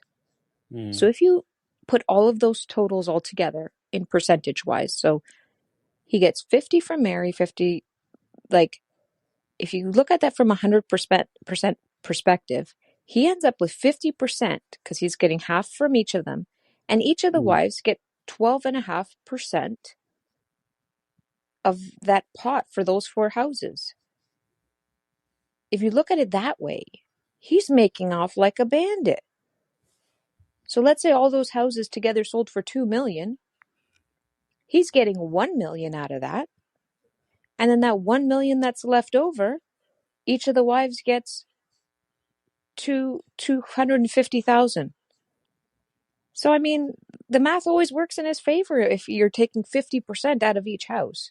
Anyways, I hope that makes sense, but it boggles me that their math and how they divide their assets just always will favor him.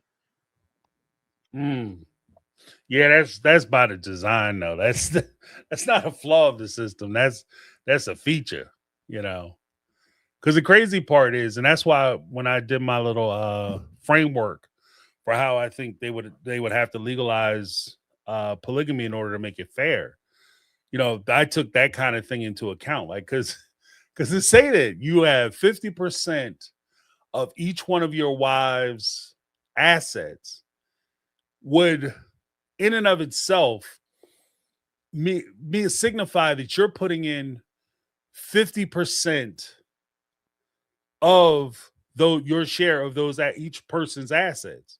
So in other words, if they bought those houses for $500,000, to use Alexandra's example, they bought those houses for $500 each, and Cody contributed 50% of those proceeds to purchase those homes. That would also mean that Cody would put in $1 million worth of money up front, which he did not. So I think that it's tremendously untenable for you to say that you somehow deserve, because you slide your name on a piece of paper, that you're entitled to half of assets simply because you have some loose association with the person. And that is also why I said that in the framework I came up with, everybody would have to be tied to everybody else to justify that type of ascension.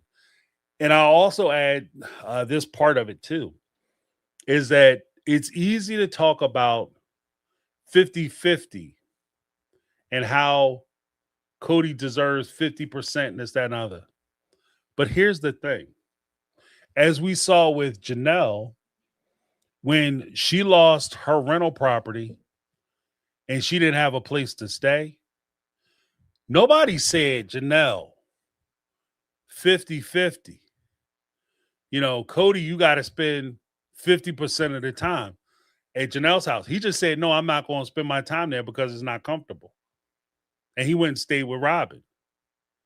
If you want to claim 50%, you got to get 50% of when I win, and you got to take 50% when I lose. You have to have some skin in the game when I lose too. You can't just take the wins, right? You got to get 50% when I'm up, 50% when I'm down. If we in it together. And I think that's the part that is missing, because he's only worried about, because you get 50% of the house, but then you don't want to do 50% of the debt. So when Christine takes out insurance for Isabel, you're not kicking up 50% of that medical bill. You're leaving that all on Christine to work it out. Oh, I can't do it because I got other family members. No, but you want 50% of my house. And my house money, my mortgage money is coming out of the same pot as my money towards paying for medical bills, food, clothes, board, room and board, all that kind of stuff, shelter. That's all coming out of that same pot. You don't want to share in those bills. You just want to share in the profit. And that's El Stupido. So I 100% agree. But good analysis, Alexandra. Let's go to Rose. Hi, James and community. This is Rose from up north. I know how much everybody wants Mary to tell everybody to excuse the bilingual language, but fuck off and go away. I'm sure she'd love to do that, but I think she's like me. She just wants everybody to get along. And the reason she wants everybody to get along is because there's kids involved here. She wants access to the kids.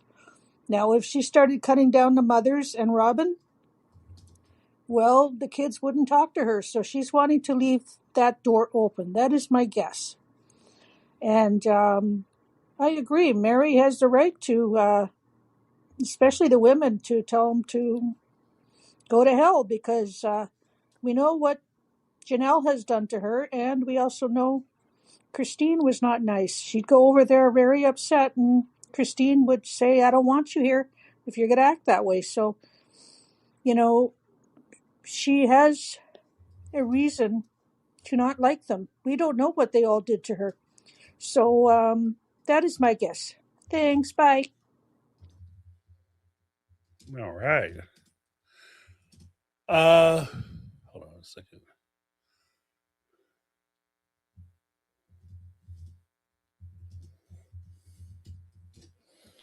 There was a question that came up. Did Leon meet Lindsay at Disneyland? Yeah. But she met her as Jackie Overton. No, she did meet her as Lindsay. Because Lindsay was supposed to be the best friend. Yeah. So it's not Jackie O. She met her as Lindsay. But it was Mary, Lindsay, and Leon at Disneyland.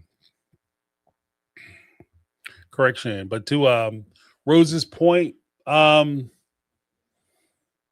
to the family, maybe. I don't know. Maybe I'm just better. Like, we don't know. We don't know her. We don't know her life. We don't know nothing. Maybe Mary's a lunatic who just wanted to cling on to his family like a crazy person when Cody was trying to reasonably get rid of her.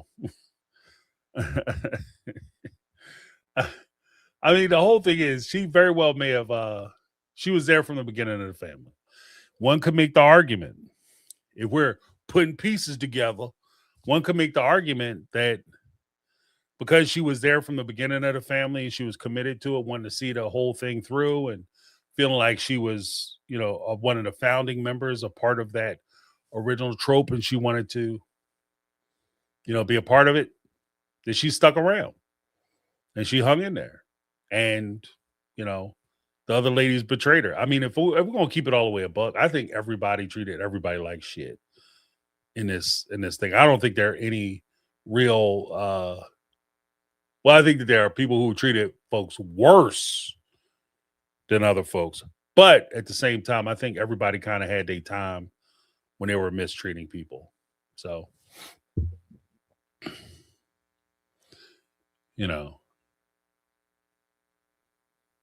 yeah. So why I didn't know?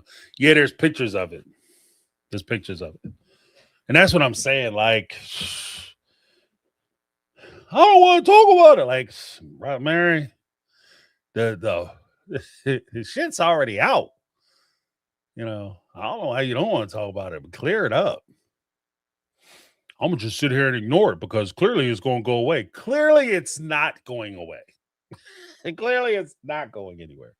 And as long as the truth of the matter is, at this point, because it's gone unanswered for so long, I hate to be the bearer of bad news, but Boo Boo, not only is it not going anywhere, but now that it's back, I genuinely think that this shit is stronger. I think it's stronger than it was even when it first happened.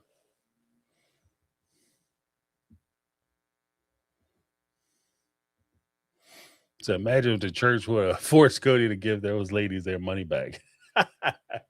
And then Cody would be broke. And Robin be singing Kanye songs. I ain't saying I'm a gold digger, but I ain't messing with no broke. Because Cody be broke. No, I ain't be broke like Jeep China. Getting stamped on by bulls. Yeah. No. And besides, I don't think the church would do that just because, again, that's what they do. You know how many members they would lose if they supported that? You know what I mean? Because Cody, as bad as it is, here's the scary part. There's a real possibility Cody ain't even the worst one. As bad as he is, like Cody probably ain't even the worst one. Hi, James. It's Rose again, part two. Yeah, I think Mary wants to keep the door open for the kids. There's only like 3 kids, I think, as far as to my knowledge, that she doesn't talk to. Maybe 4 with Truly, if Christine doesn't let her contact Mary. So I think that's why she wants to keep that door open. Also, when it comes to Mary's catfish, to me, it's a scam. I had not 1, not 2, but 3 romance scams. And I fell for every one of them. They know exactly what to say. And I was very lonely at the time, so I fell for it. And in Mary's case, it was even worse because Robin was feeding information. So she, Sam knew exactly what to say to Mary. So by the time it got bad, she was really deep into it and she didn't know what to say or who to talk to because the wives don't like her. So who is she going to go to? That's just my thought. That's it for now. Bye. No, I mean, so I think there's a strong potential that Robin was involved with it. Yeah, absolutely. Absolutely. It'd be crazy for me to say that she wasn't. At the same time, the only way it really works, and this is the part where Mary's going to struggle with, she has to admit that it was a romantic relationship because it only works if it's a romance scam. It doesn't work if it's a friend scam. I want to be your friend. Okay, friend. I'm watching you, friend. Stop calling me friend. Because if it was just an innocent friendship, then Mary could have went to the family at any time and said, this person is contacting me. It's unwanted. They've latched on. I feel like I'm being stalked. And there would have been like the silence comes in because of the way she's perceived as doing something wrong. I got to make that video. I got to do that video too. But let's go to Rose 3. Hi, James. It's Rose again. Part 3. Sorry. This will be the last one, I promise. Yeah, I forgot to mention Robin's kids. I don't think Mary talks to Robin's kids, but I think she has the door open just in case they want to contact her. That is my guess. She loves Solomon, so she wants contact when he's older, probably. Also, I have a question. When Truly was so sick, why didn't Christine call one of the other mothers to go down and check on the baby? Also, if Christine, why did Christine leave when the baby was so dehydrated and so sick? I don't understand that too. So I think there's some guilt to be put on Christine because if baby was that dehydrated, that must have been going on for a while. And so I was just wondering that why weren't Mary or Janelle contacted? Because Mary would have been there in a heartbeat. Just my thought. Bye.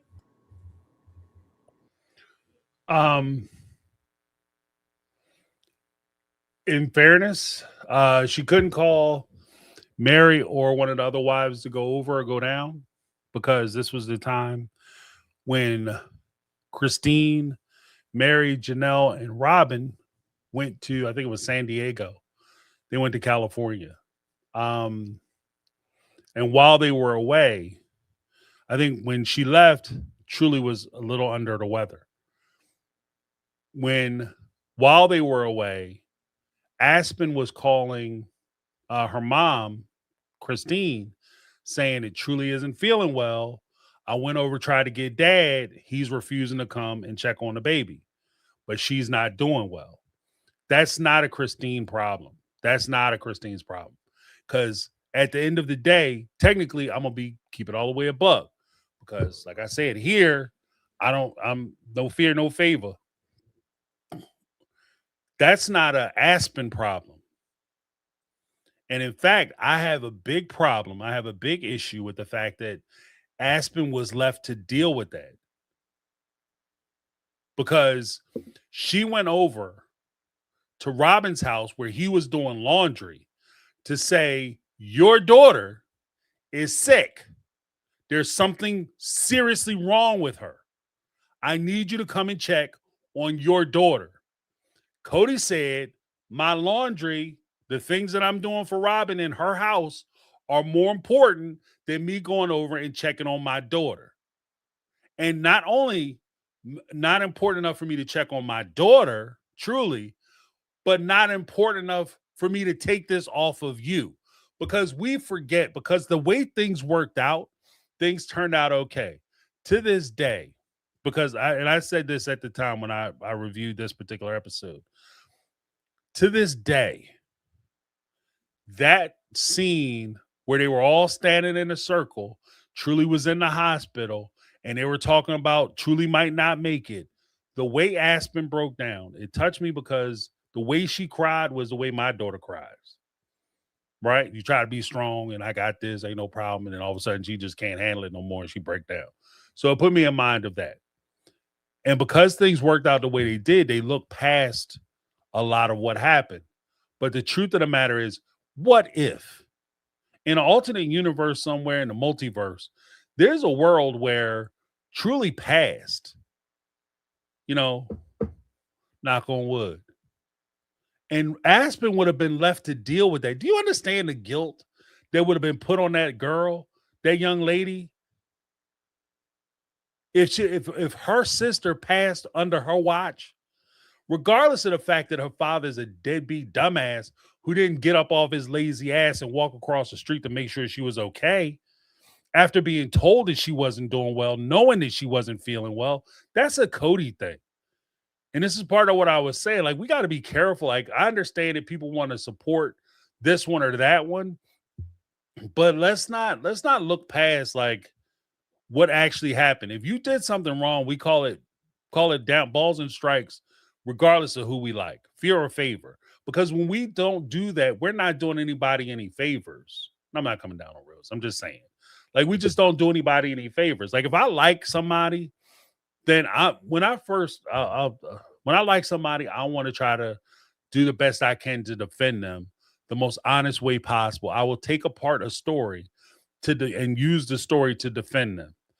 When I first heard part of the reason why I heard the voicemail messages from Mary is because I was taking off of what Mary was saying. This is all bullshit. This ain't real. The relationship wasn't raw. We wasn't catfish. I wasn't in a romantic relationship with them. This is just some bull crap that this person's trying to push off on me. It's not raw. Blah, blah, blah, blah, blah. Right? So what did I do? I said, okay. Mary said this shit ain't real. Catfish, you got some recordings. I'm going to listen to that bullshit. And then when I listened to the recording, I was like, oh. But because I like Mary, I'm not going to sit here and say, or if I did like Mary, I'm not going to say I like or dislike anybody anymore.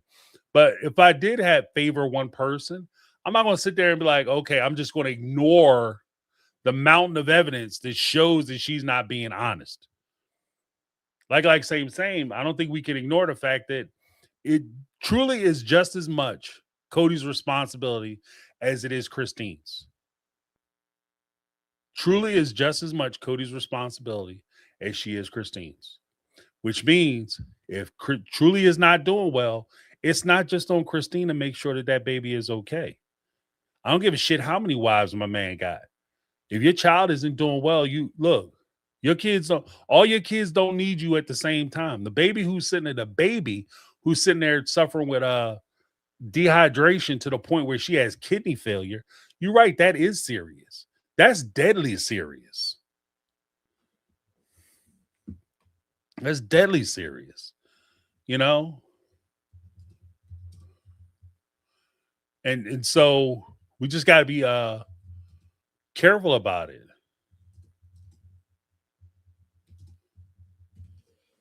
Because at the end of the day, like you're not making sure that she's okay. And let's be very clear.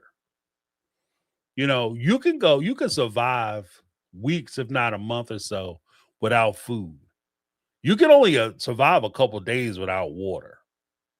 And if she's not drinking, and she was already ill when the wives left, and she left, there's no reason why Christine, she never should have got on the plane if her daughter has a cold or she's coming down with pneumonia. Why her dad is there? She ain't the only person who could go to the store to get aspirin or take her to the doctor if necessary. The dad is there. Dads are just as good at parents as mothers are. People gonna give me some pushback on that, but it is what it is. Dads can take care of their kids just as well as mothers can.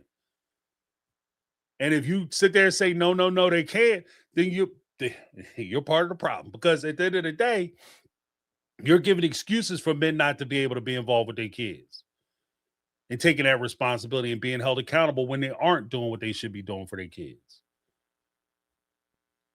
Cody could do everything that Christine could do when it came to taking care of Truly. He had the legal rights and obligations to do the same shit. So if she wasn't feeling well, I'd be like, you know what? The baby's not doing good. She running a fever. It's been kind of crazy. It's been 2 days now. This fever ain't breaking. Let me just run her to the hospital or to the doctor to make sure she's okay. He could have did that. But he waited till the mom came home. So you wait a week for her to come home. She ain't been drinking shit. And then you surprised that she ain't doing well. Just saying. Like, let's we got to look at all of them. Look at all of them. Like whether Mary would have went over there or not. I don't know. I don't know if Mary would have went over there. I would like to think that any of the adults would have went over there. But clearly that's not the case because Cody didn't go over there. And when he didn't go over there, name one wife who was so committed to these children that she left because Cody didn't go over there. All of them knew Cody was over there at Robin's house doing shit. Let's put it where the ghost could get it. All of them knew that Cody was over there at Robin's house doing some shit and ignoring that little girl when she was, when her older sister was coming back begging him to go over there and take care of her, and he ignored her. All of them knew that shit happened. Name one of them who is so dedicated to the kids who decided that they was going to pack a bag and get the fuck out because Cody wasn't taking care of his kids. I'll wait. Next up, we got Lorena. Okay. Hey, James. I know it's late. I apologize. Speaking of apologize, I happened to see a reel about Robin's apology, or lack thereof. And I just don't know why she feels like she doesn't need to apologize, because to me, she has more apologies to give than anybody. And it seems like her whole life is just lying and being rewarded, and it just continues. In this story, the villains are just thriving as much as the OG3, if not more, especially Robin, in my opinion. But yeah, I just, I don't know why she doesn't feel like she needs to apologize. She definitely has a lot to apologize for. And, once again, no accountability. And it's just going to continue, I guess. So, yeah. Anyway, so that's all I have. Thank you. Bye. Yeah, you're never going to hear an apology out of Robinson. Never. Because she'd have to acknowledge that she did something wrong. And I'm going to get beat up for doing something wrong. Here's the crazy part. If Robin and Cody, give some of the game away. If Robin and Cody ever came out and actually acknowledged some of the shit that they did to people, it would actually go a lot further than their dumbass denials. What did you say, James?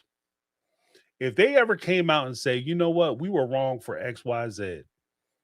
We were assholes for doing that. We were wrong for that. We We were so focused on our relationship that maybe I was ignoring my other relationships. I wasn't doing the right thing by them. And I understand why they left, because they had to go pursue their happiness. That shit would actually go further than him sitting there giggling and cackling because he sees Mary out on a date and trying to pretend like she's happy, or sitting there pretending like he's happy that Christine was getting married when he was pissed off. Like I saw a clip today where Christina said, as you may have noticed, they were all sitting on the back porch when she, knife on the kidney, that whole little scenario. And Christina revealed, as you noticed, I have a sale on my house, a sign on my house up for sale. As it turns out, we are under contract, about to sell a house. And Janelle said, yay, good job, because I was so worried that you wouldn't be able to sell a house. And Cody's sitting there like, what the hell is Janelle there cheering about? She about to sell my property out from underneath me. This is ridiculous, right? That whole bullshit. But then I'm supposed to be, oh, Cody is so happy that Christine got married.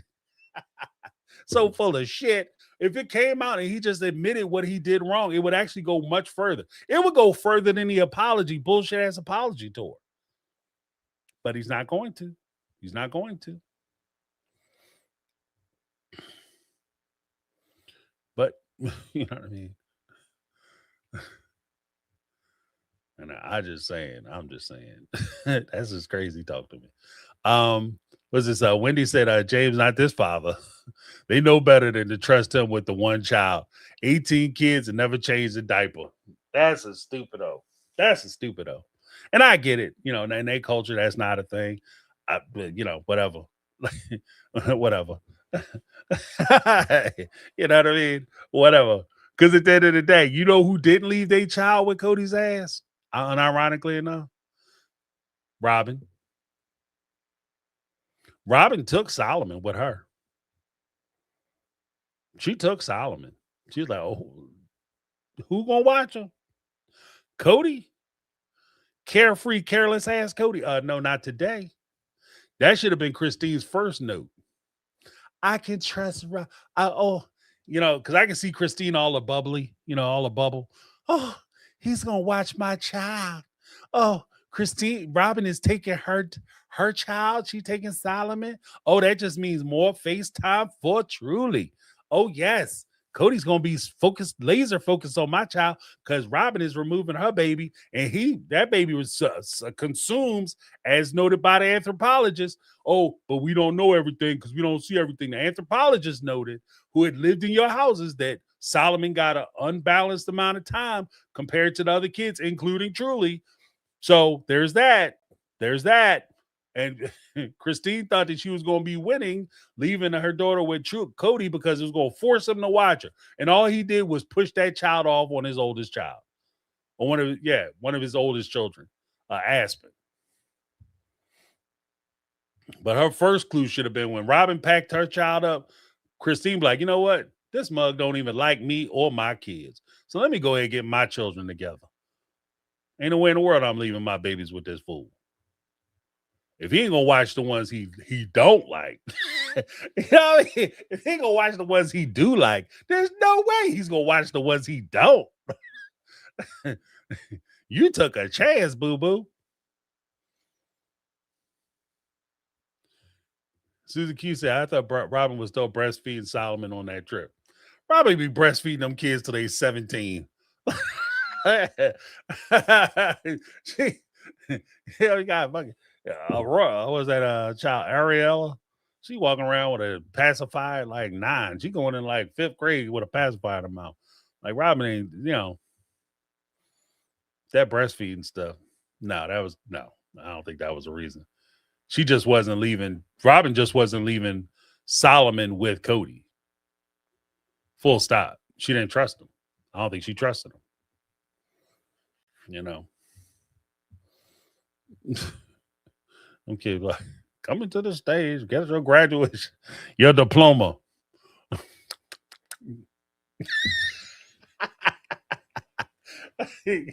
Come in at the driving test. Mom, I'm gonna need some milk. Okay, you come sit on my lap and we give you some this milk. Who got the best milk? Mama Robin. Like, you gotta look. I don't know, look. My kids were fed, were nursed that way. One said as soon as they start popping teeth, them kids got to go. He start popping teeth because they not even like them good, like, level teeth. You got the rat ass teeth, them sharp mothers. You know, ain't gonna be sitting there eat me alive. Hell no. Robin's a warrior. Them kids have like a whole row of teeth in their head. Shit, she was still popping them in there.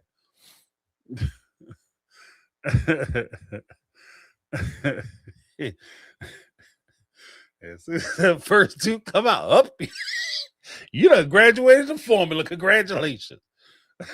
They gonna be eating me alive. That 1, 2 be working the shit out your ass. That 1, 2 be working. Hitting you from all angles, just to, tear your whole shit up.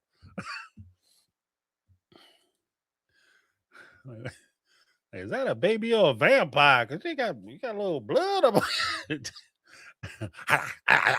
Nah, I'm good. I love Soka. Sam, my son got teeth at 4 months. Wow. Guess who was running to bottles? All right. That's what it's over. It's time to go. Like, the party's over. Like, it's done, boy. We done. We finished. We finished, so we done. You start popping teeth. Nope.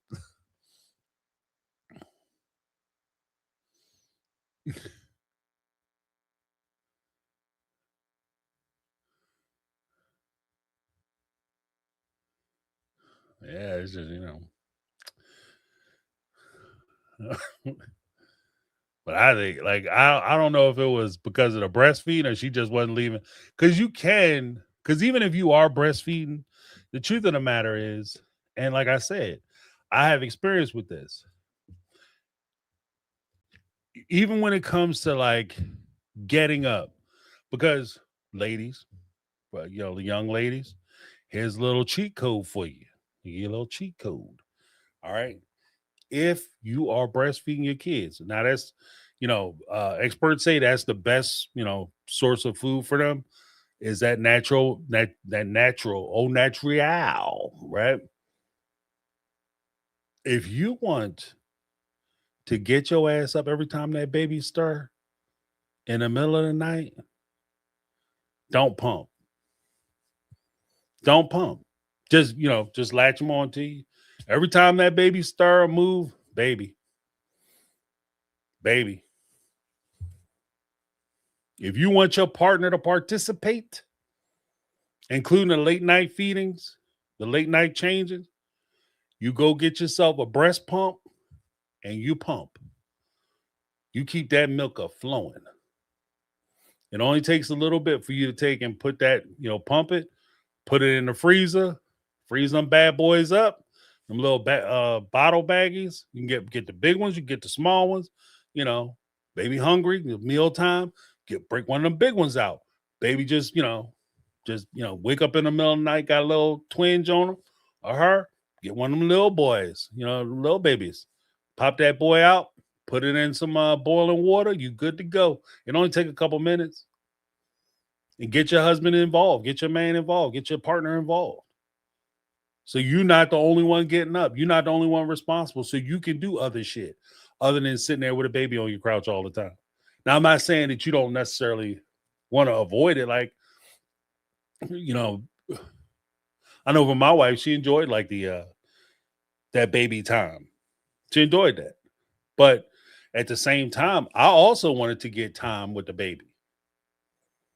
So it wasn't just like she did it to punish me. I insisted on it. You know what I mean? I want you to pump. I want you to get them bottles together. I was the first one to go in there and be counting bottles here. We get a little low on bottles because I want time too. I want to be able to hold the baby, feed the baby. I want my bond time. But this is a good way for you to get your partner involved with that shit. Don't take that shit on yourself, because that's how you wind up in a situation like these folks. Where you sitting there, your kids like 18 kids never changed a diaper. Don't know what a diaper look like. Got grandbabies and shit popping out now. Can't even go over there because you don't know how to change a diaper. You want to watch Little Hammerhead and Crap Pants? Nope, can't do that because they drink too much milk.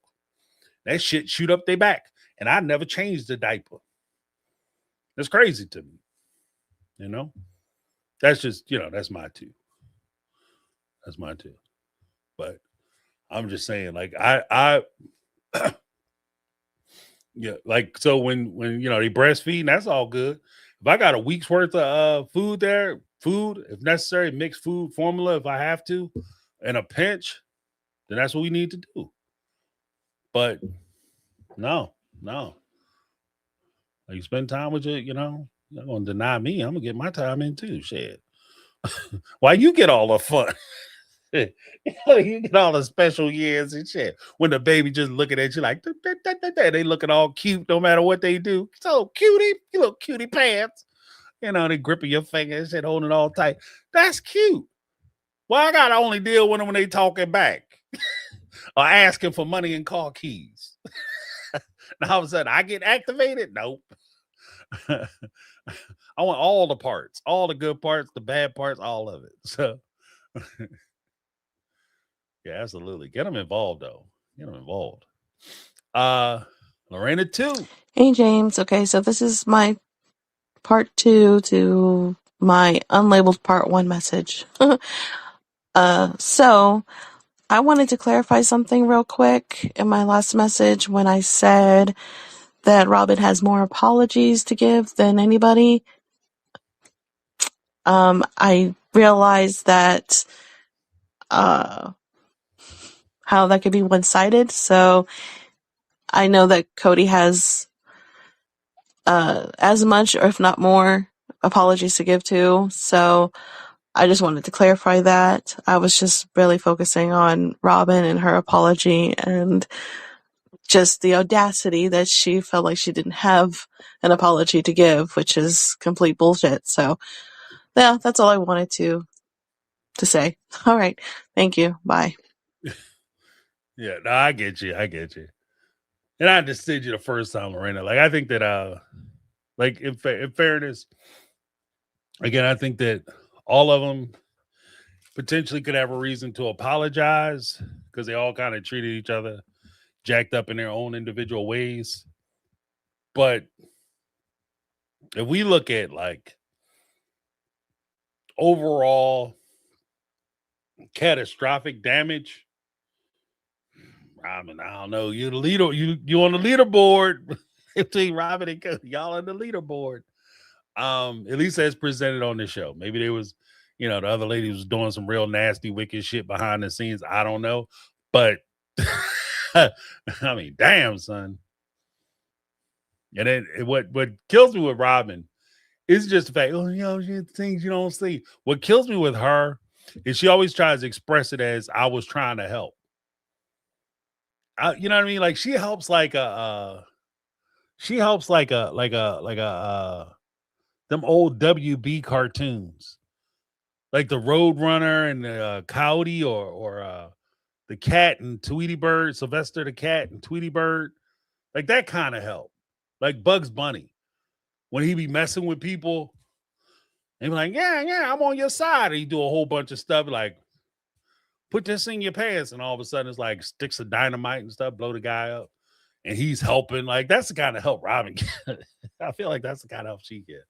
Like the kind of help that don't help anybody, I was trying to help. So when Christine told me things, I went back and told those things to Cody. And then Cody would, for some reason, get it all twisted up, go back and cuss out Christine. But that's not my fault because I was trying to help. Like, that's where this shit don't make sense. You know what I mean? That's what you need to apologize for. Because you're not a good helper. Like, no matter how much you say you're trying to help, there's a point, too, where even if your intentions were to help, and you recognize that your help was doing more harm than good, then you should apologize for the help that you gave. I tried to help. I was wrong. I messed things up. I apologize. And again, that will go a lot further than what they traditionally do. But next up, we got Sharon. Good evening, James. Sharon here. Just had a thought, and I would love to hear your take on it. So many people think that reality shows end or families break up because they're on reality shows. I would just about say the opposite's true for the Browns. I don't know that they would have lasted as long because they were faking it for the cameras or trying to make it last for the cameras kind of thing and stuff to make the show last longer so they got more money. But then again, on the other side, I also don't think if they were doing the show and going to get into that money kind of thing, that Robin would have joined the family. What's your take, James? Yeah, that's my take. Yeah. I think had it not been for the show, I think they would still be in Lehigh trying to figure it out. Because the struggle makes for strange bedfellows. You know, the struggle makes for strange bedfellows. When you can't get your head above water and it looks like you don't have no options, you don't start trying to figure out how you can leave a situation so you could be in a worse situation. If Christine, like, I know she had talked about leaving, but the truth of the matter is, what's the follow through? Because she had 6 kids that she had to take care of, you know? And if you leave the family, you leave Cody, you doing 6 kids by yourself. That's a lot. That's a lot, especially when you're not getting a TLC check. That's also part of the reason why I say, as much as we all celebrate the OG3 for leaving a toxic relationship and this, that, and other, at the end of the day, I give them credit, I give them props, but I also recognize that there are people who are in far more complex, difficult situations and have a far different and far more compelling reason to stay in a bad situation, but they choose to leave, which is a harder choice because of their own happiness, because of their own safety, or whatever the case may be. We can sit here all day and talk about like DV and things of that nature and why people stick around and why people hang out and all that. But sometimes the reason why people stick around so long is because they the for them to leave, it will cause such a catastrophic change for them that they don't know if it's tolerable. And so people will stay in situations like that far longer than they would if they had options like owning a home, like having access to a paycheck, which would give you 6 figures annually. You know, like it's, more money, more problems, but poor people got problems too. Like the problems are a little different. So with the OG3, did the show where they had broke up earlier, if they could get themselves around it. One, I don't think Robin would have paid them any mind. So I don't think Robin would have been an issue. And if Robin not come into the family and Robin not been an issue, I think they could have convinced themselves that they could, keep this family together out of necessity longer than would have been viable. I think that it might actually kept them together too. Like, I think that the fact that they wouldn't have been on the show, they wouldn't have had the pressures of outside influence. They would have remained in Lehigh, so they would have had social and cultural pressure to keep the family together and for them to stay together. Then you also would have had the maybe the denial of familial support because they aren't famous. They don't get that outside support. So there's a possibility they might have stayed together. Would have been miserable. I don't think it would have been like happy. I don't think they would have been walking around skipping and shit, holding hands and whistling. But I think they might have stayed. It might have kept the family together as a glue because of the struggle. Yeah, and I agree with that too. No one said. None said still an AUB. Yeah, they would still be an AUB. Like a lot of their breaks and a lot of their separation was caused by the show. I think. But I mean, that's a good point though. Like, I have to think about it. Maybe I'll crack open my gentleman Jack. Try to sit by the fireplace and pontificate.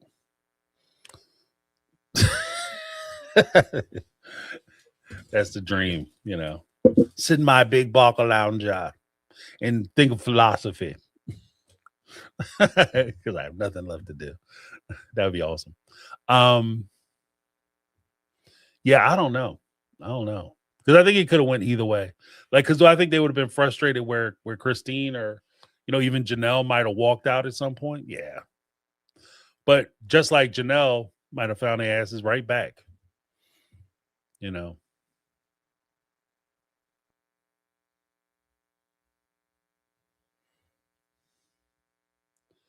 So uh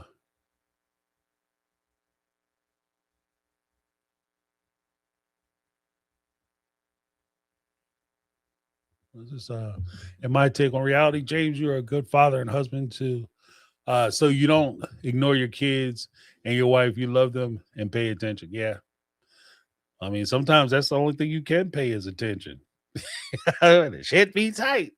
I think it's just priorities. I appreciate the compliment. Thank you for that. Yeah, I just think it's priorities. You know, and again, just being thankful. Like I appreciate what I have. You know, uh, I appreciate the opportunity. So I don't think that it's you know, I think it's a culmination of things. Like when you have a relationship that works out, like James, what do you do to make a relationship work out?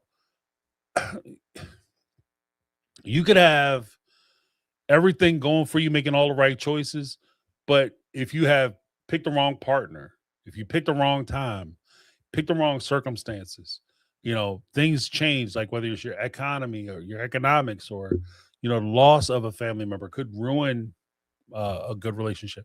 So it's just a matter of just being involved with, being involved with and appreciative of the things that you have. And then, I found a long time ago that instead of complaining about all the shit I don't have, I just appreciate the stuff I do have. Like I don't have $1 million. I have to figure out how to pay my bills. Shit, I still got to do my taxes. And stroke out some checks. Like, you know what I mean? It's just, if I sat and complained about, thought about, and focused on all the stuff I needed or wanted to do and all that, it's just too much. I'd rather focus on the stuff that I do have. Like you pay attention to you take care of your business, but don't let that be the start and stop of everything that you have going on.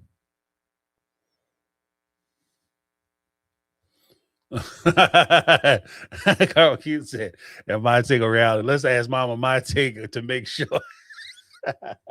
Just flat, I believe James is an awesome individual overall. No way he would be a cootie as a parent or husband. That's a good point. So I'm amazing. I'm awesome. Wife pick up the phone, be like, "This dude is terrible. He's on my nerves all the time. I want to choke him in his sleep." I wake up every morning and check his breath. Oh.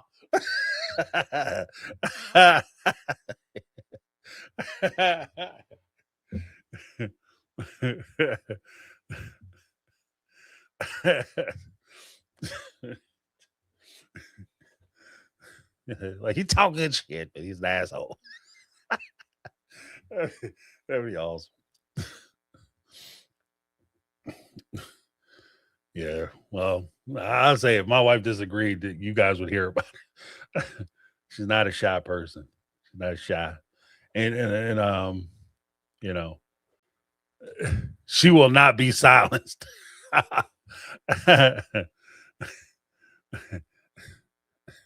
But she got enough petty in her that she'd be like, "Oh no. Ain't no way in the world I'm gonna let you get away with saying that bullshit online and make people think that you okay." Nope. Got just enough petty. It's just a pinch of petty makes the whole dish perfect. I can appreciate it. I respect the game though. I respect it. You know what I mean? I respect it. Next up we got Linda. Good morning, James. I just had a thought. I think we should really stick together and do the deep dive on the catfish. Because, we have good internet sleuths in our community and those who know even better internet sleuths. Because I was thinking about Mary's interview with Jen and the backpedaling. I'm wondering, so I have a couple of thoughts. One is maybe she's been asked to backpedal because they're trying to do season 22 or they are still filming season 21 and trying to get our interest back, probably with a apology tour of the kids, which at this point I could really give a shit. Because at the end of the day, these mofos came with the premise, show us an alternate lifestyle. Those of us that are nosy or want to learn about other cultures or how other people live religions, we went there with earnestly to look at it. And unfortunately, we got attached to them. We got attached to the kids, and then their whole mask and their facade fell. And if they are the best that polygamy and the AUB had to offer, the worst must be insane, must be people that belong in jail or on death row. So I'm of the mindset, yeah, let's do our digging, and let's do our digging without prejudice. In other words, favor no one. No, I agree with that 100%. 100%. Because it's just, I think that when we start remove the fear of favor and we really start looking at it, I think that it's,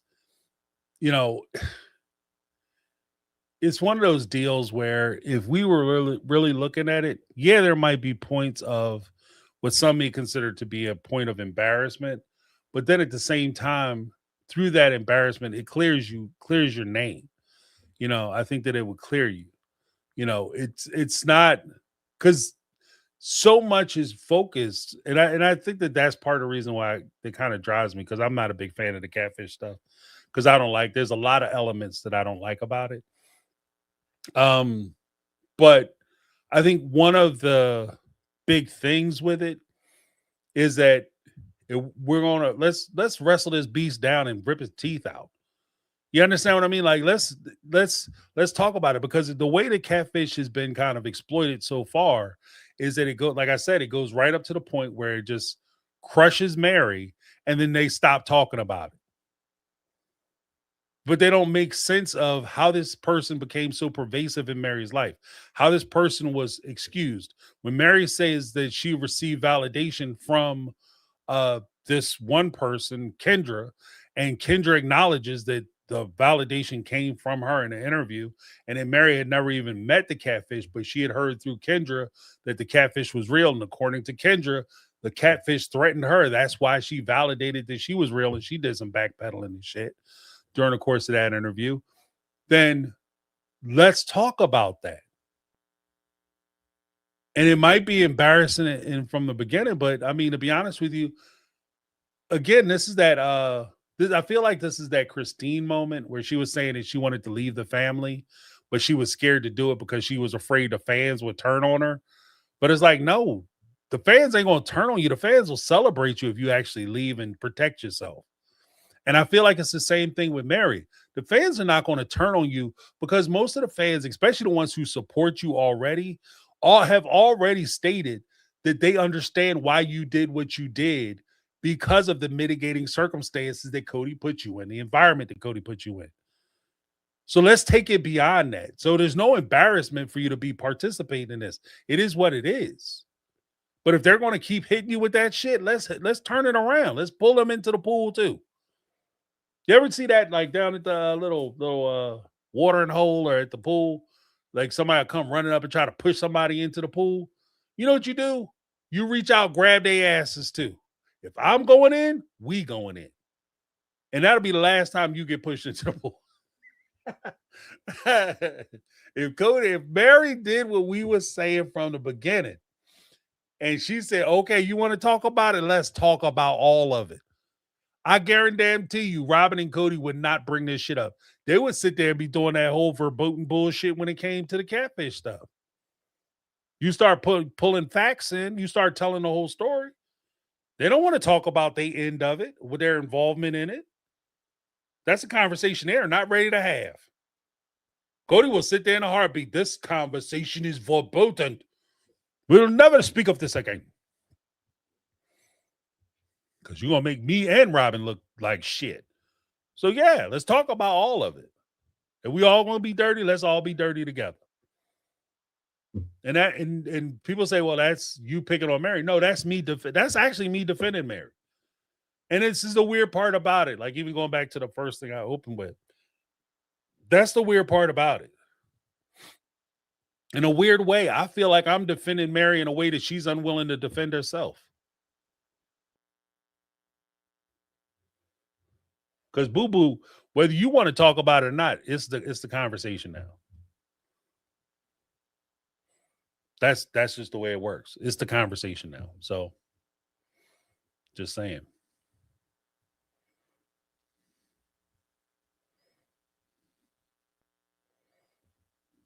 But we have a last caller, Candace. Hey, James, it's Candace. I'm not sure if you're doing the speak pipes this week, but Yes, we I are. felt compelled and I had to.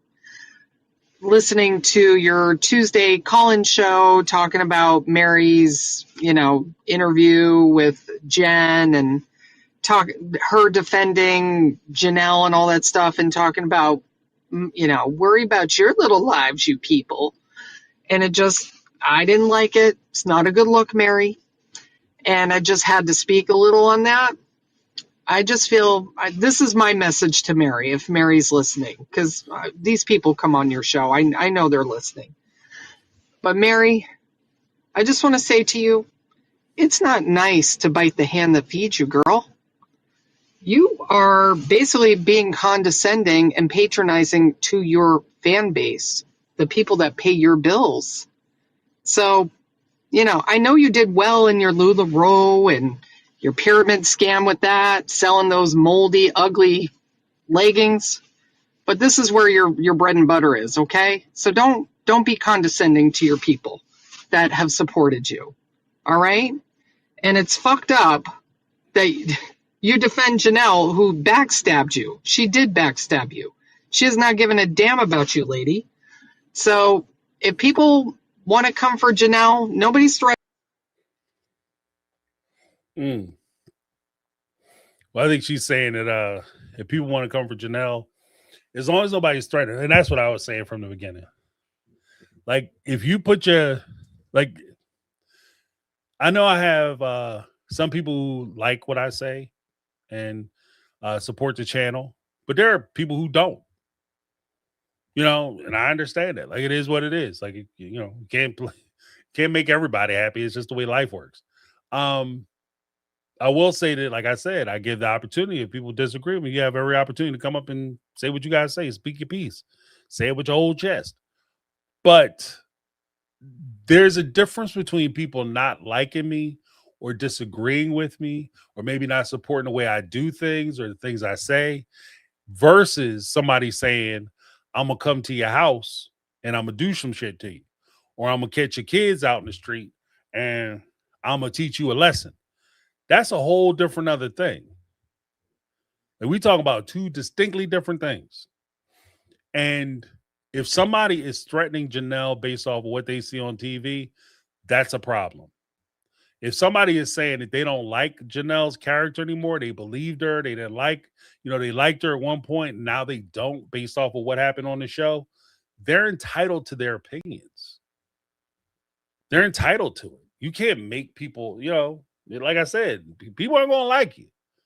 The weird part about it is just growing up in the real world, you recognize that there are people, if you walk around and you look sad, there's going to be people who don't like you because you always look sad and pitiful. If you walk around and you got a big old smile on your face, there's going to be people who don't like you because your ass always look happy, like you don't have no problems, or you look fake. If you walk around and you have nice clothes on, people are going to say you conceited. If you walk around and you dress down, people are going to say that you're a bum. You know what I mean? There's always a reason. You're too fat. Oh, you're fat. People don't like you because you're lazy. You work out and you got a fantastic body and figure. People ain't going to like you because you're conceited. And you must spend a lot of time on yourself because you're only worried about yourself. There's a million reasons why people don't like you. Some of them valid, some of them not. So if it's that part, then you might not be built for this.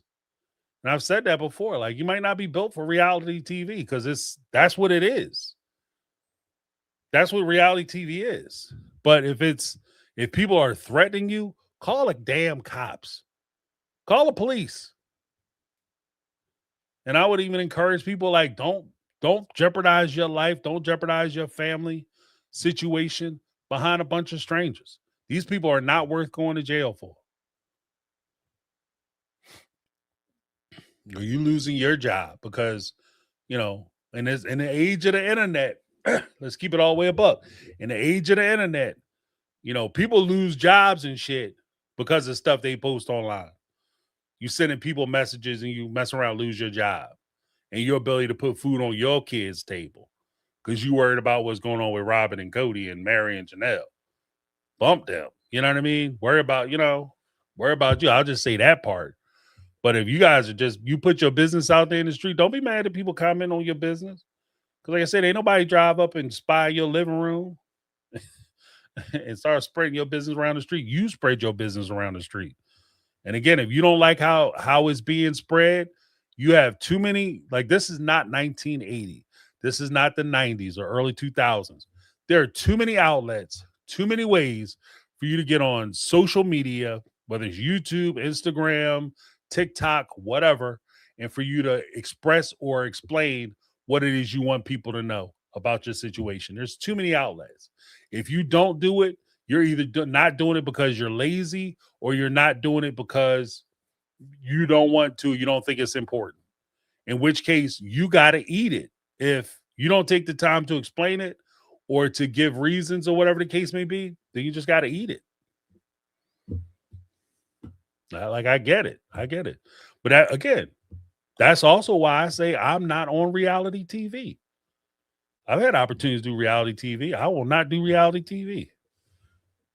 No, thank you. Because there's nope.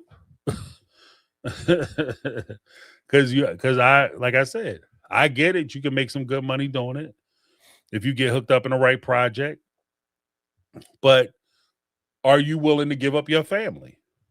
Are you willing to sacrifice your friends for a hope that you might be on a show like Sister Wives, Real Housewives of wherever? Those are outliers. Most reality shows only last about 4 or 5 seasons, if that. So are you willing to risk your family for 4 or 5 seasons of a good paycheck? Are you willing to risk your family, lose your family behind 20 seasons and $1 million? For me, it's not worth it. You guys have to make your own choices. We have a super chat from Unlimited Lipstick. Just keep pulling lipstick out from everywhere. Just where does it keep coming from? I don't know. It's unlimited. With the $6.99 super chat said, Robin claims she doesn't discuss the other wives with Cody, but also claims she only tells him what the OGs say to help. Yeah, right. Lying, conceding at the same time. Yeah, right. I would never tell her. They tell me something in confidence. That's between us. I would never tell. That's ridiculous. And I'm insulted by the fact that you would even bring that up. I mean, the one time I did tell, Christina begged me not to tell. And I said, Cody deserves to know. Because I can help, I don't ever tell unless I'm helping. I had her freaking back. You know why? Because it's easy to plunge the knife in there from that point. You know what I mean? From that perspective. That's why you get behind them. I got you. I'm behind you 100%, girl. It's easier to stab you in the back from there. It's less convenient. Barely an inconvenience.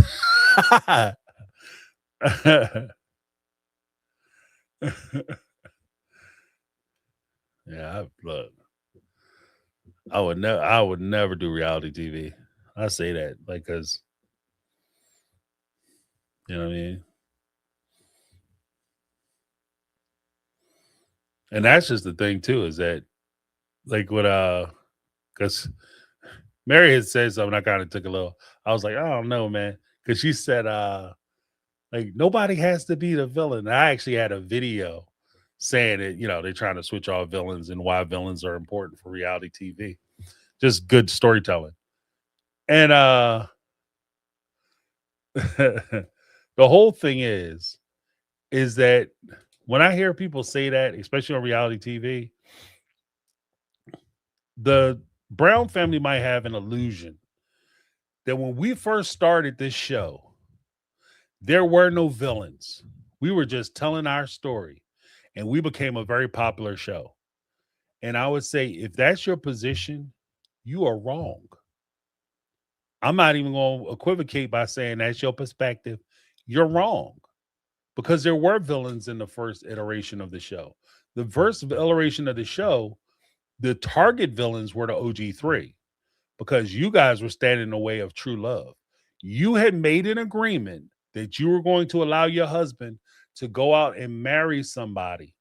Then, when your husband went and did it, you guys all had adverse events and adverse reactions to him doing the thing that you guys all agreed that he could do. You were set up to be the villains in the first iteration. It turns out, because of the target audience, the people that the show was targeted to, they felt more aligned with the OG3 than they did with Robin. And so, therefore, Robin and Cody became the villains in that instance. You could hide it and conceal it because you did receive so much acclaim and popularity, and people were inviting you on shows. It might have seemed like everybody was being accepted. That was not the case. There was also another antagonist in the first iteration of the series, and that was society. So it was man versus society. You guys were going against the social norms. You were going against the legal system because you were doing something which stepped outside of the bounds of normal fare. That was the villain. That was the overall villain. So the big in the first 3-4 seasons, the the the the boss was the villain boss was Robin and Cody. The final boss was the system or society. As you move through, eventually Robin and Cody became the final bosses. And the society aspect, because of the fact that you guys were public for so long, diminished. And it's untenable for you to keep trying to sell that. So Robin and Cody were the villains for that long. So now that Robin and Cody are trying to move out of the villain stage, and you guys are trying to help them by saying that they're good people and everybody misunderstood them and they're actually awesome folks. If you get people to recalibrate, which is what has to happen when they recalibrate, they will find and designate a new bad guy for your series. And like it or not, like if we're going to talk about accountability, that's the one thing that I will say that we have to take into account. Marrying the accountability game. You're the one that brought up the backdoor deal, and you had the adverse reaction to the backdoor deal. That line that shit right up for Janelle to get catch the heat, right? So now you sitting there saying that I don't understand why y'all mad, because most of the people who are mad are people who are defending you. So make that shit make sense. I'm just saying, you know. And if we're gonna keep it, and I like to have a complete thought on this. If we're gonna talk about the villain stuff, here's the thing. And I hope the sister wives do watch this, and TLC interns or whoever at TLC watches this. In my opinion, you are never going to switch Cody and Robin out of the villainous stage. It's not going to happen. They've been there too long. It's too much water under the bridge. People would have to get mind wiped and forget everything that happened. The only thing that's going to happen moving forward is what happened in season 20, which is you're going to, instead of you moving Robin and Cody out of the villain stage, they'll remain in the villain stage, and you're just going to move the OG3 into the villain stages too. That's the only thing that's going to happen. That's the only thing that's going to happen. You're just going to make these other women villains in the show. They're going to be bad guys.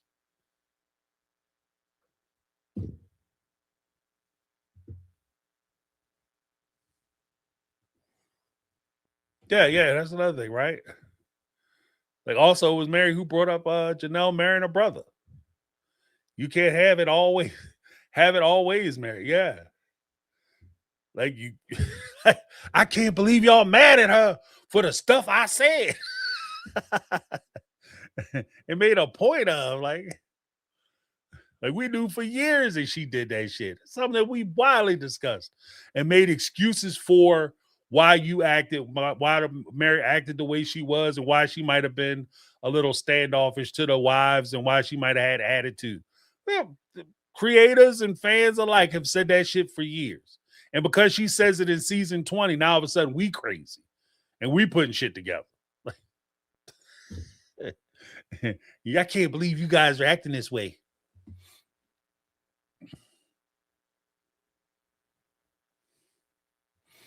And this is an interesting point. Katie said, I think we need to accept that all the adults have been villains from day one. That's a possibility. You know what I mean? It's uncomfortable. It's an uncomfortable truth. But, we keep it all the way up. Arguments can be made. But I'm going to let you guys go. We've been on this for 2.5 hours. I know I jabbered for the first hour. Talking my sure, but I have fun with you guys. Yeah,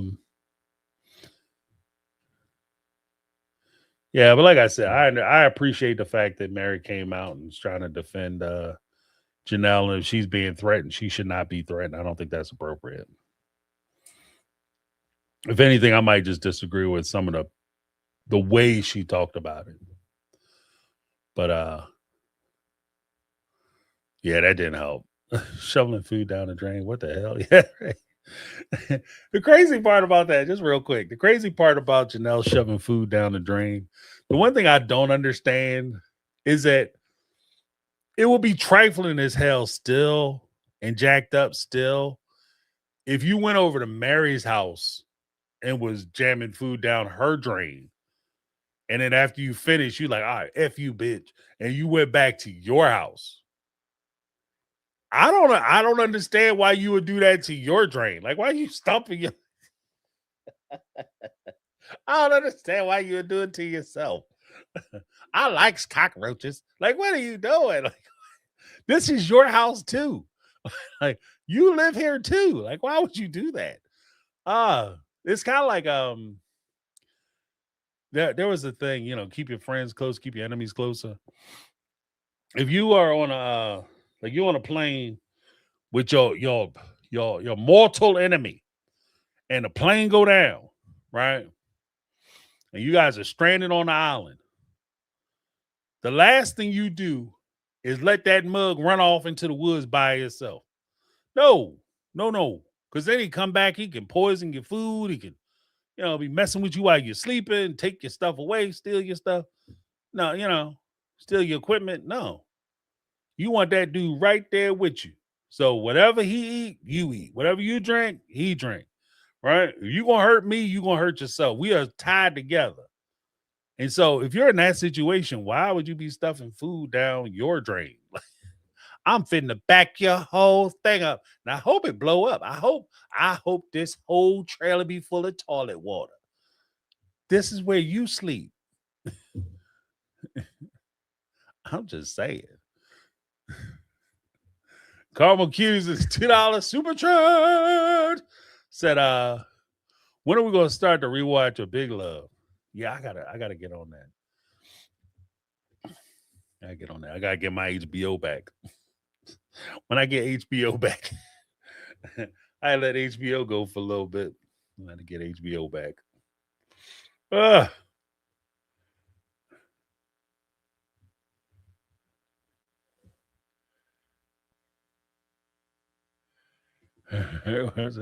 Let me give our Carmel Kids or something.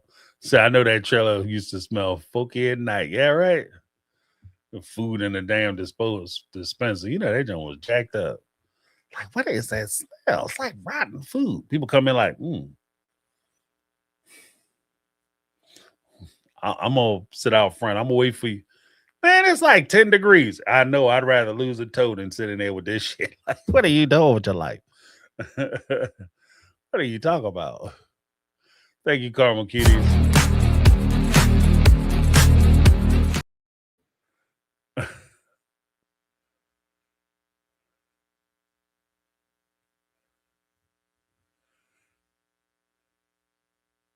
telling you. Oh yes, you can use my sign, and James Law's mama might take is okay with it. Well, the problem was I didn't just get rid of, if we go full disclosure, I didn't just get rid of HBO.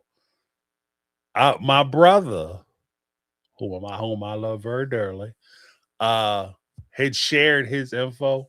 And so we were just, he come by, we would watch HBO. You know how it is. Nothing illegal here. And HBO tightened that shit up. They tightened it up, boy. They said, hey, you are not the original user. This is a different place.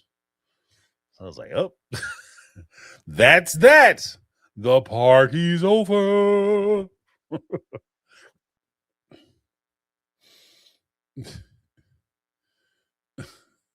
Oh, shit.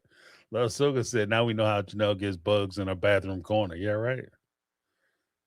Might be whizzing the walls.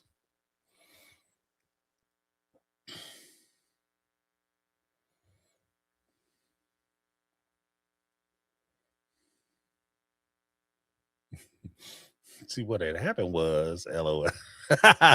See what had happened was, my checking and my savings are different. That's how my bank work. That's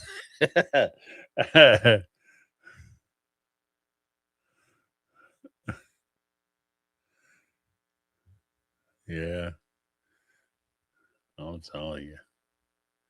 Yeah, but Big Love was I think Big Love was kind of important just because it's the framework they use to try to create the Sister Wives show. Like they try to echo from that popularity of that show and the acceptance that show received. So Cody and them tried to frame themselves after those characters.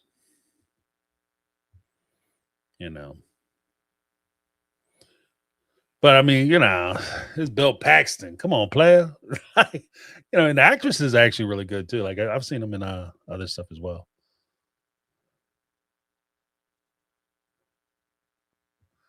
I cut my cable back to the bones. If you have Verizon, you can get HBO and Netflix for $15. Okay. Yeah, I don't even have cable. I have streaming. Most of my stuff is streaming now. Yeah, it's crazy. It's crazy. It's so crazy. Yeah, it's like the shit's just so expensive anymore. And half the time, like part of the reason I gotta let you guys go, but part of the reason why I disagree with some of the cable stations is that they'll have movies and programs like you might watch, like you'll have HBO, and on HBO you maybe have one or two series that you actually watch, or 1-2 movies that come out, drop every couple months that you actually watch. But then you have like 3 or 4 other services that have the same thing. So you're spending like, that little $10 or $15 that you spend each month for each one of those services. That shit starts adding up for maybe 10 amount to you being able to watch maybe 6 shows. You understand what I mean? Like this shit is crazy. It's such a mind screw anymore.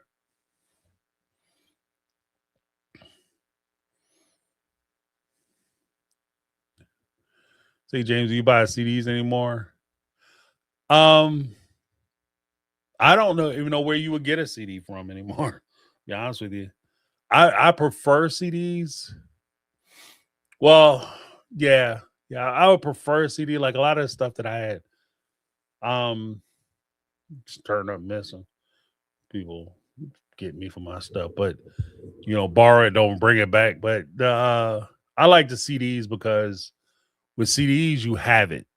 Like the electronic stuff, you just get so used to everything being downloaded on your computer. But if there's a licensing dispute on Apple, say you have Apple, like Apple iTunes, and there's a licensing dispute, you could lose music based off of that dispute.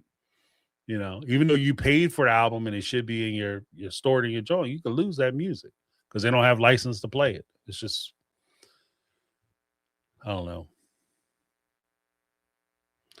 But yeah, guys, thank you so much. Before we go, let me give huge shout outs to folks who donated for the super chats. We had Caramel Cuties, Unlimited Lipstick, Darlene Hall in the house, your contribution, and Jody Periscala. Thank you so much. Let's give a shout out also to the Mega Mod Squad, Lizzie B, Brittany Not Brittany, and Caramel Cuties in the house. Holding it down for us. Appreciate you, as well as everybody in the chat. Thank you guys so much for hanging out with me, listening to a brother rant and rave and go crazy. So let me give you a little something, something. All right. Thank you guys so much. I appreciate you. Make sure you take care of yourselves. If you want, or remember, we have this Saturday morning roundtables that we'll be dropping this Saturday at noon. Come on up, come on down, and we can open a panel up to have a discussion. All right. Thank you so much for hanging out. I appreciate you. That's my take. I'm James, and this has been my take on reality. And I'm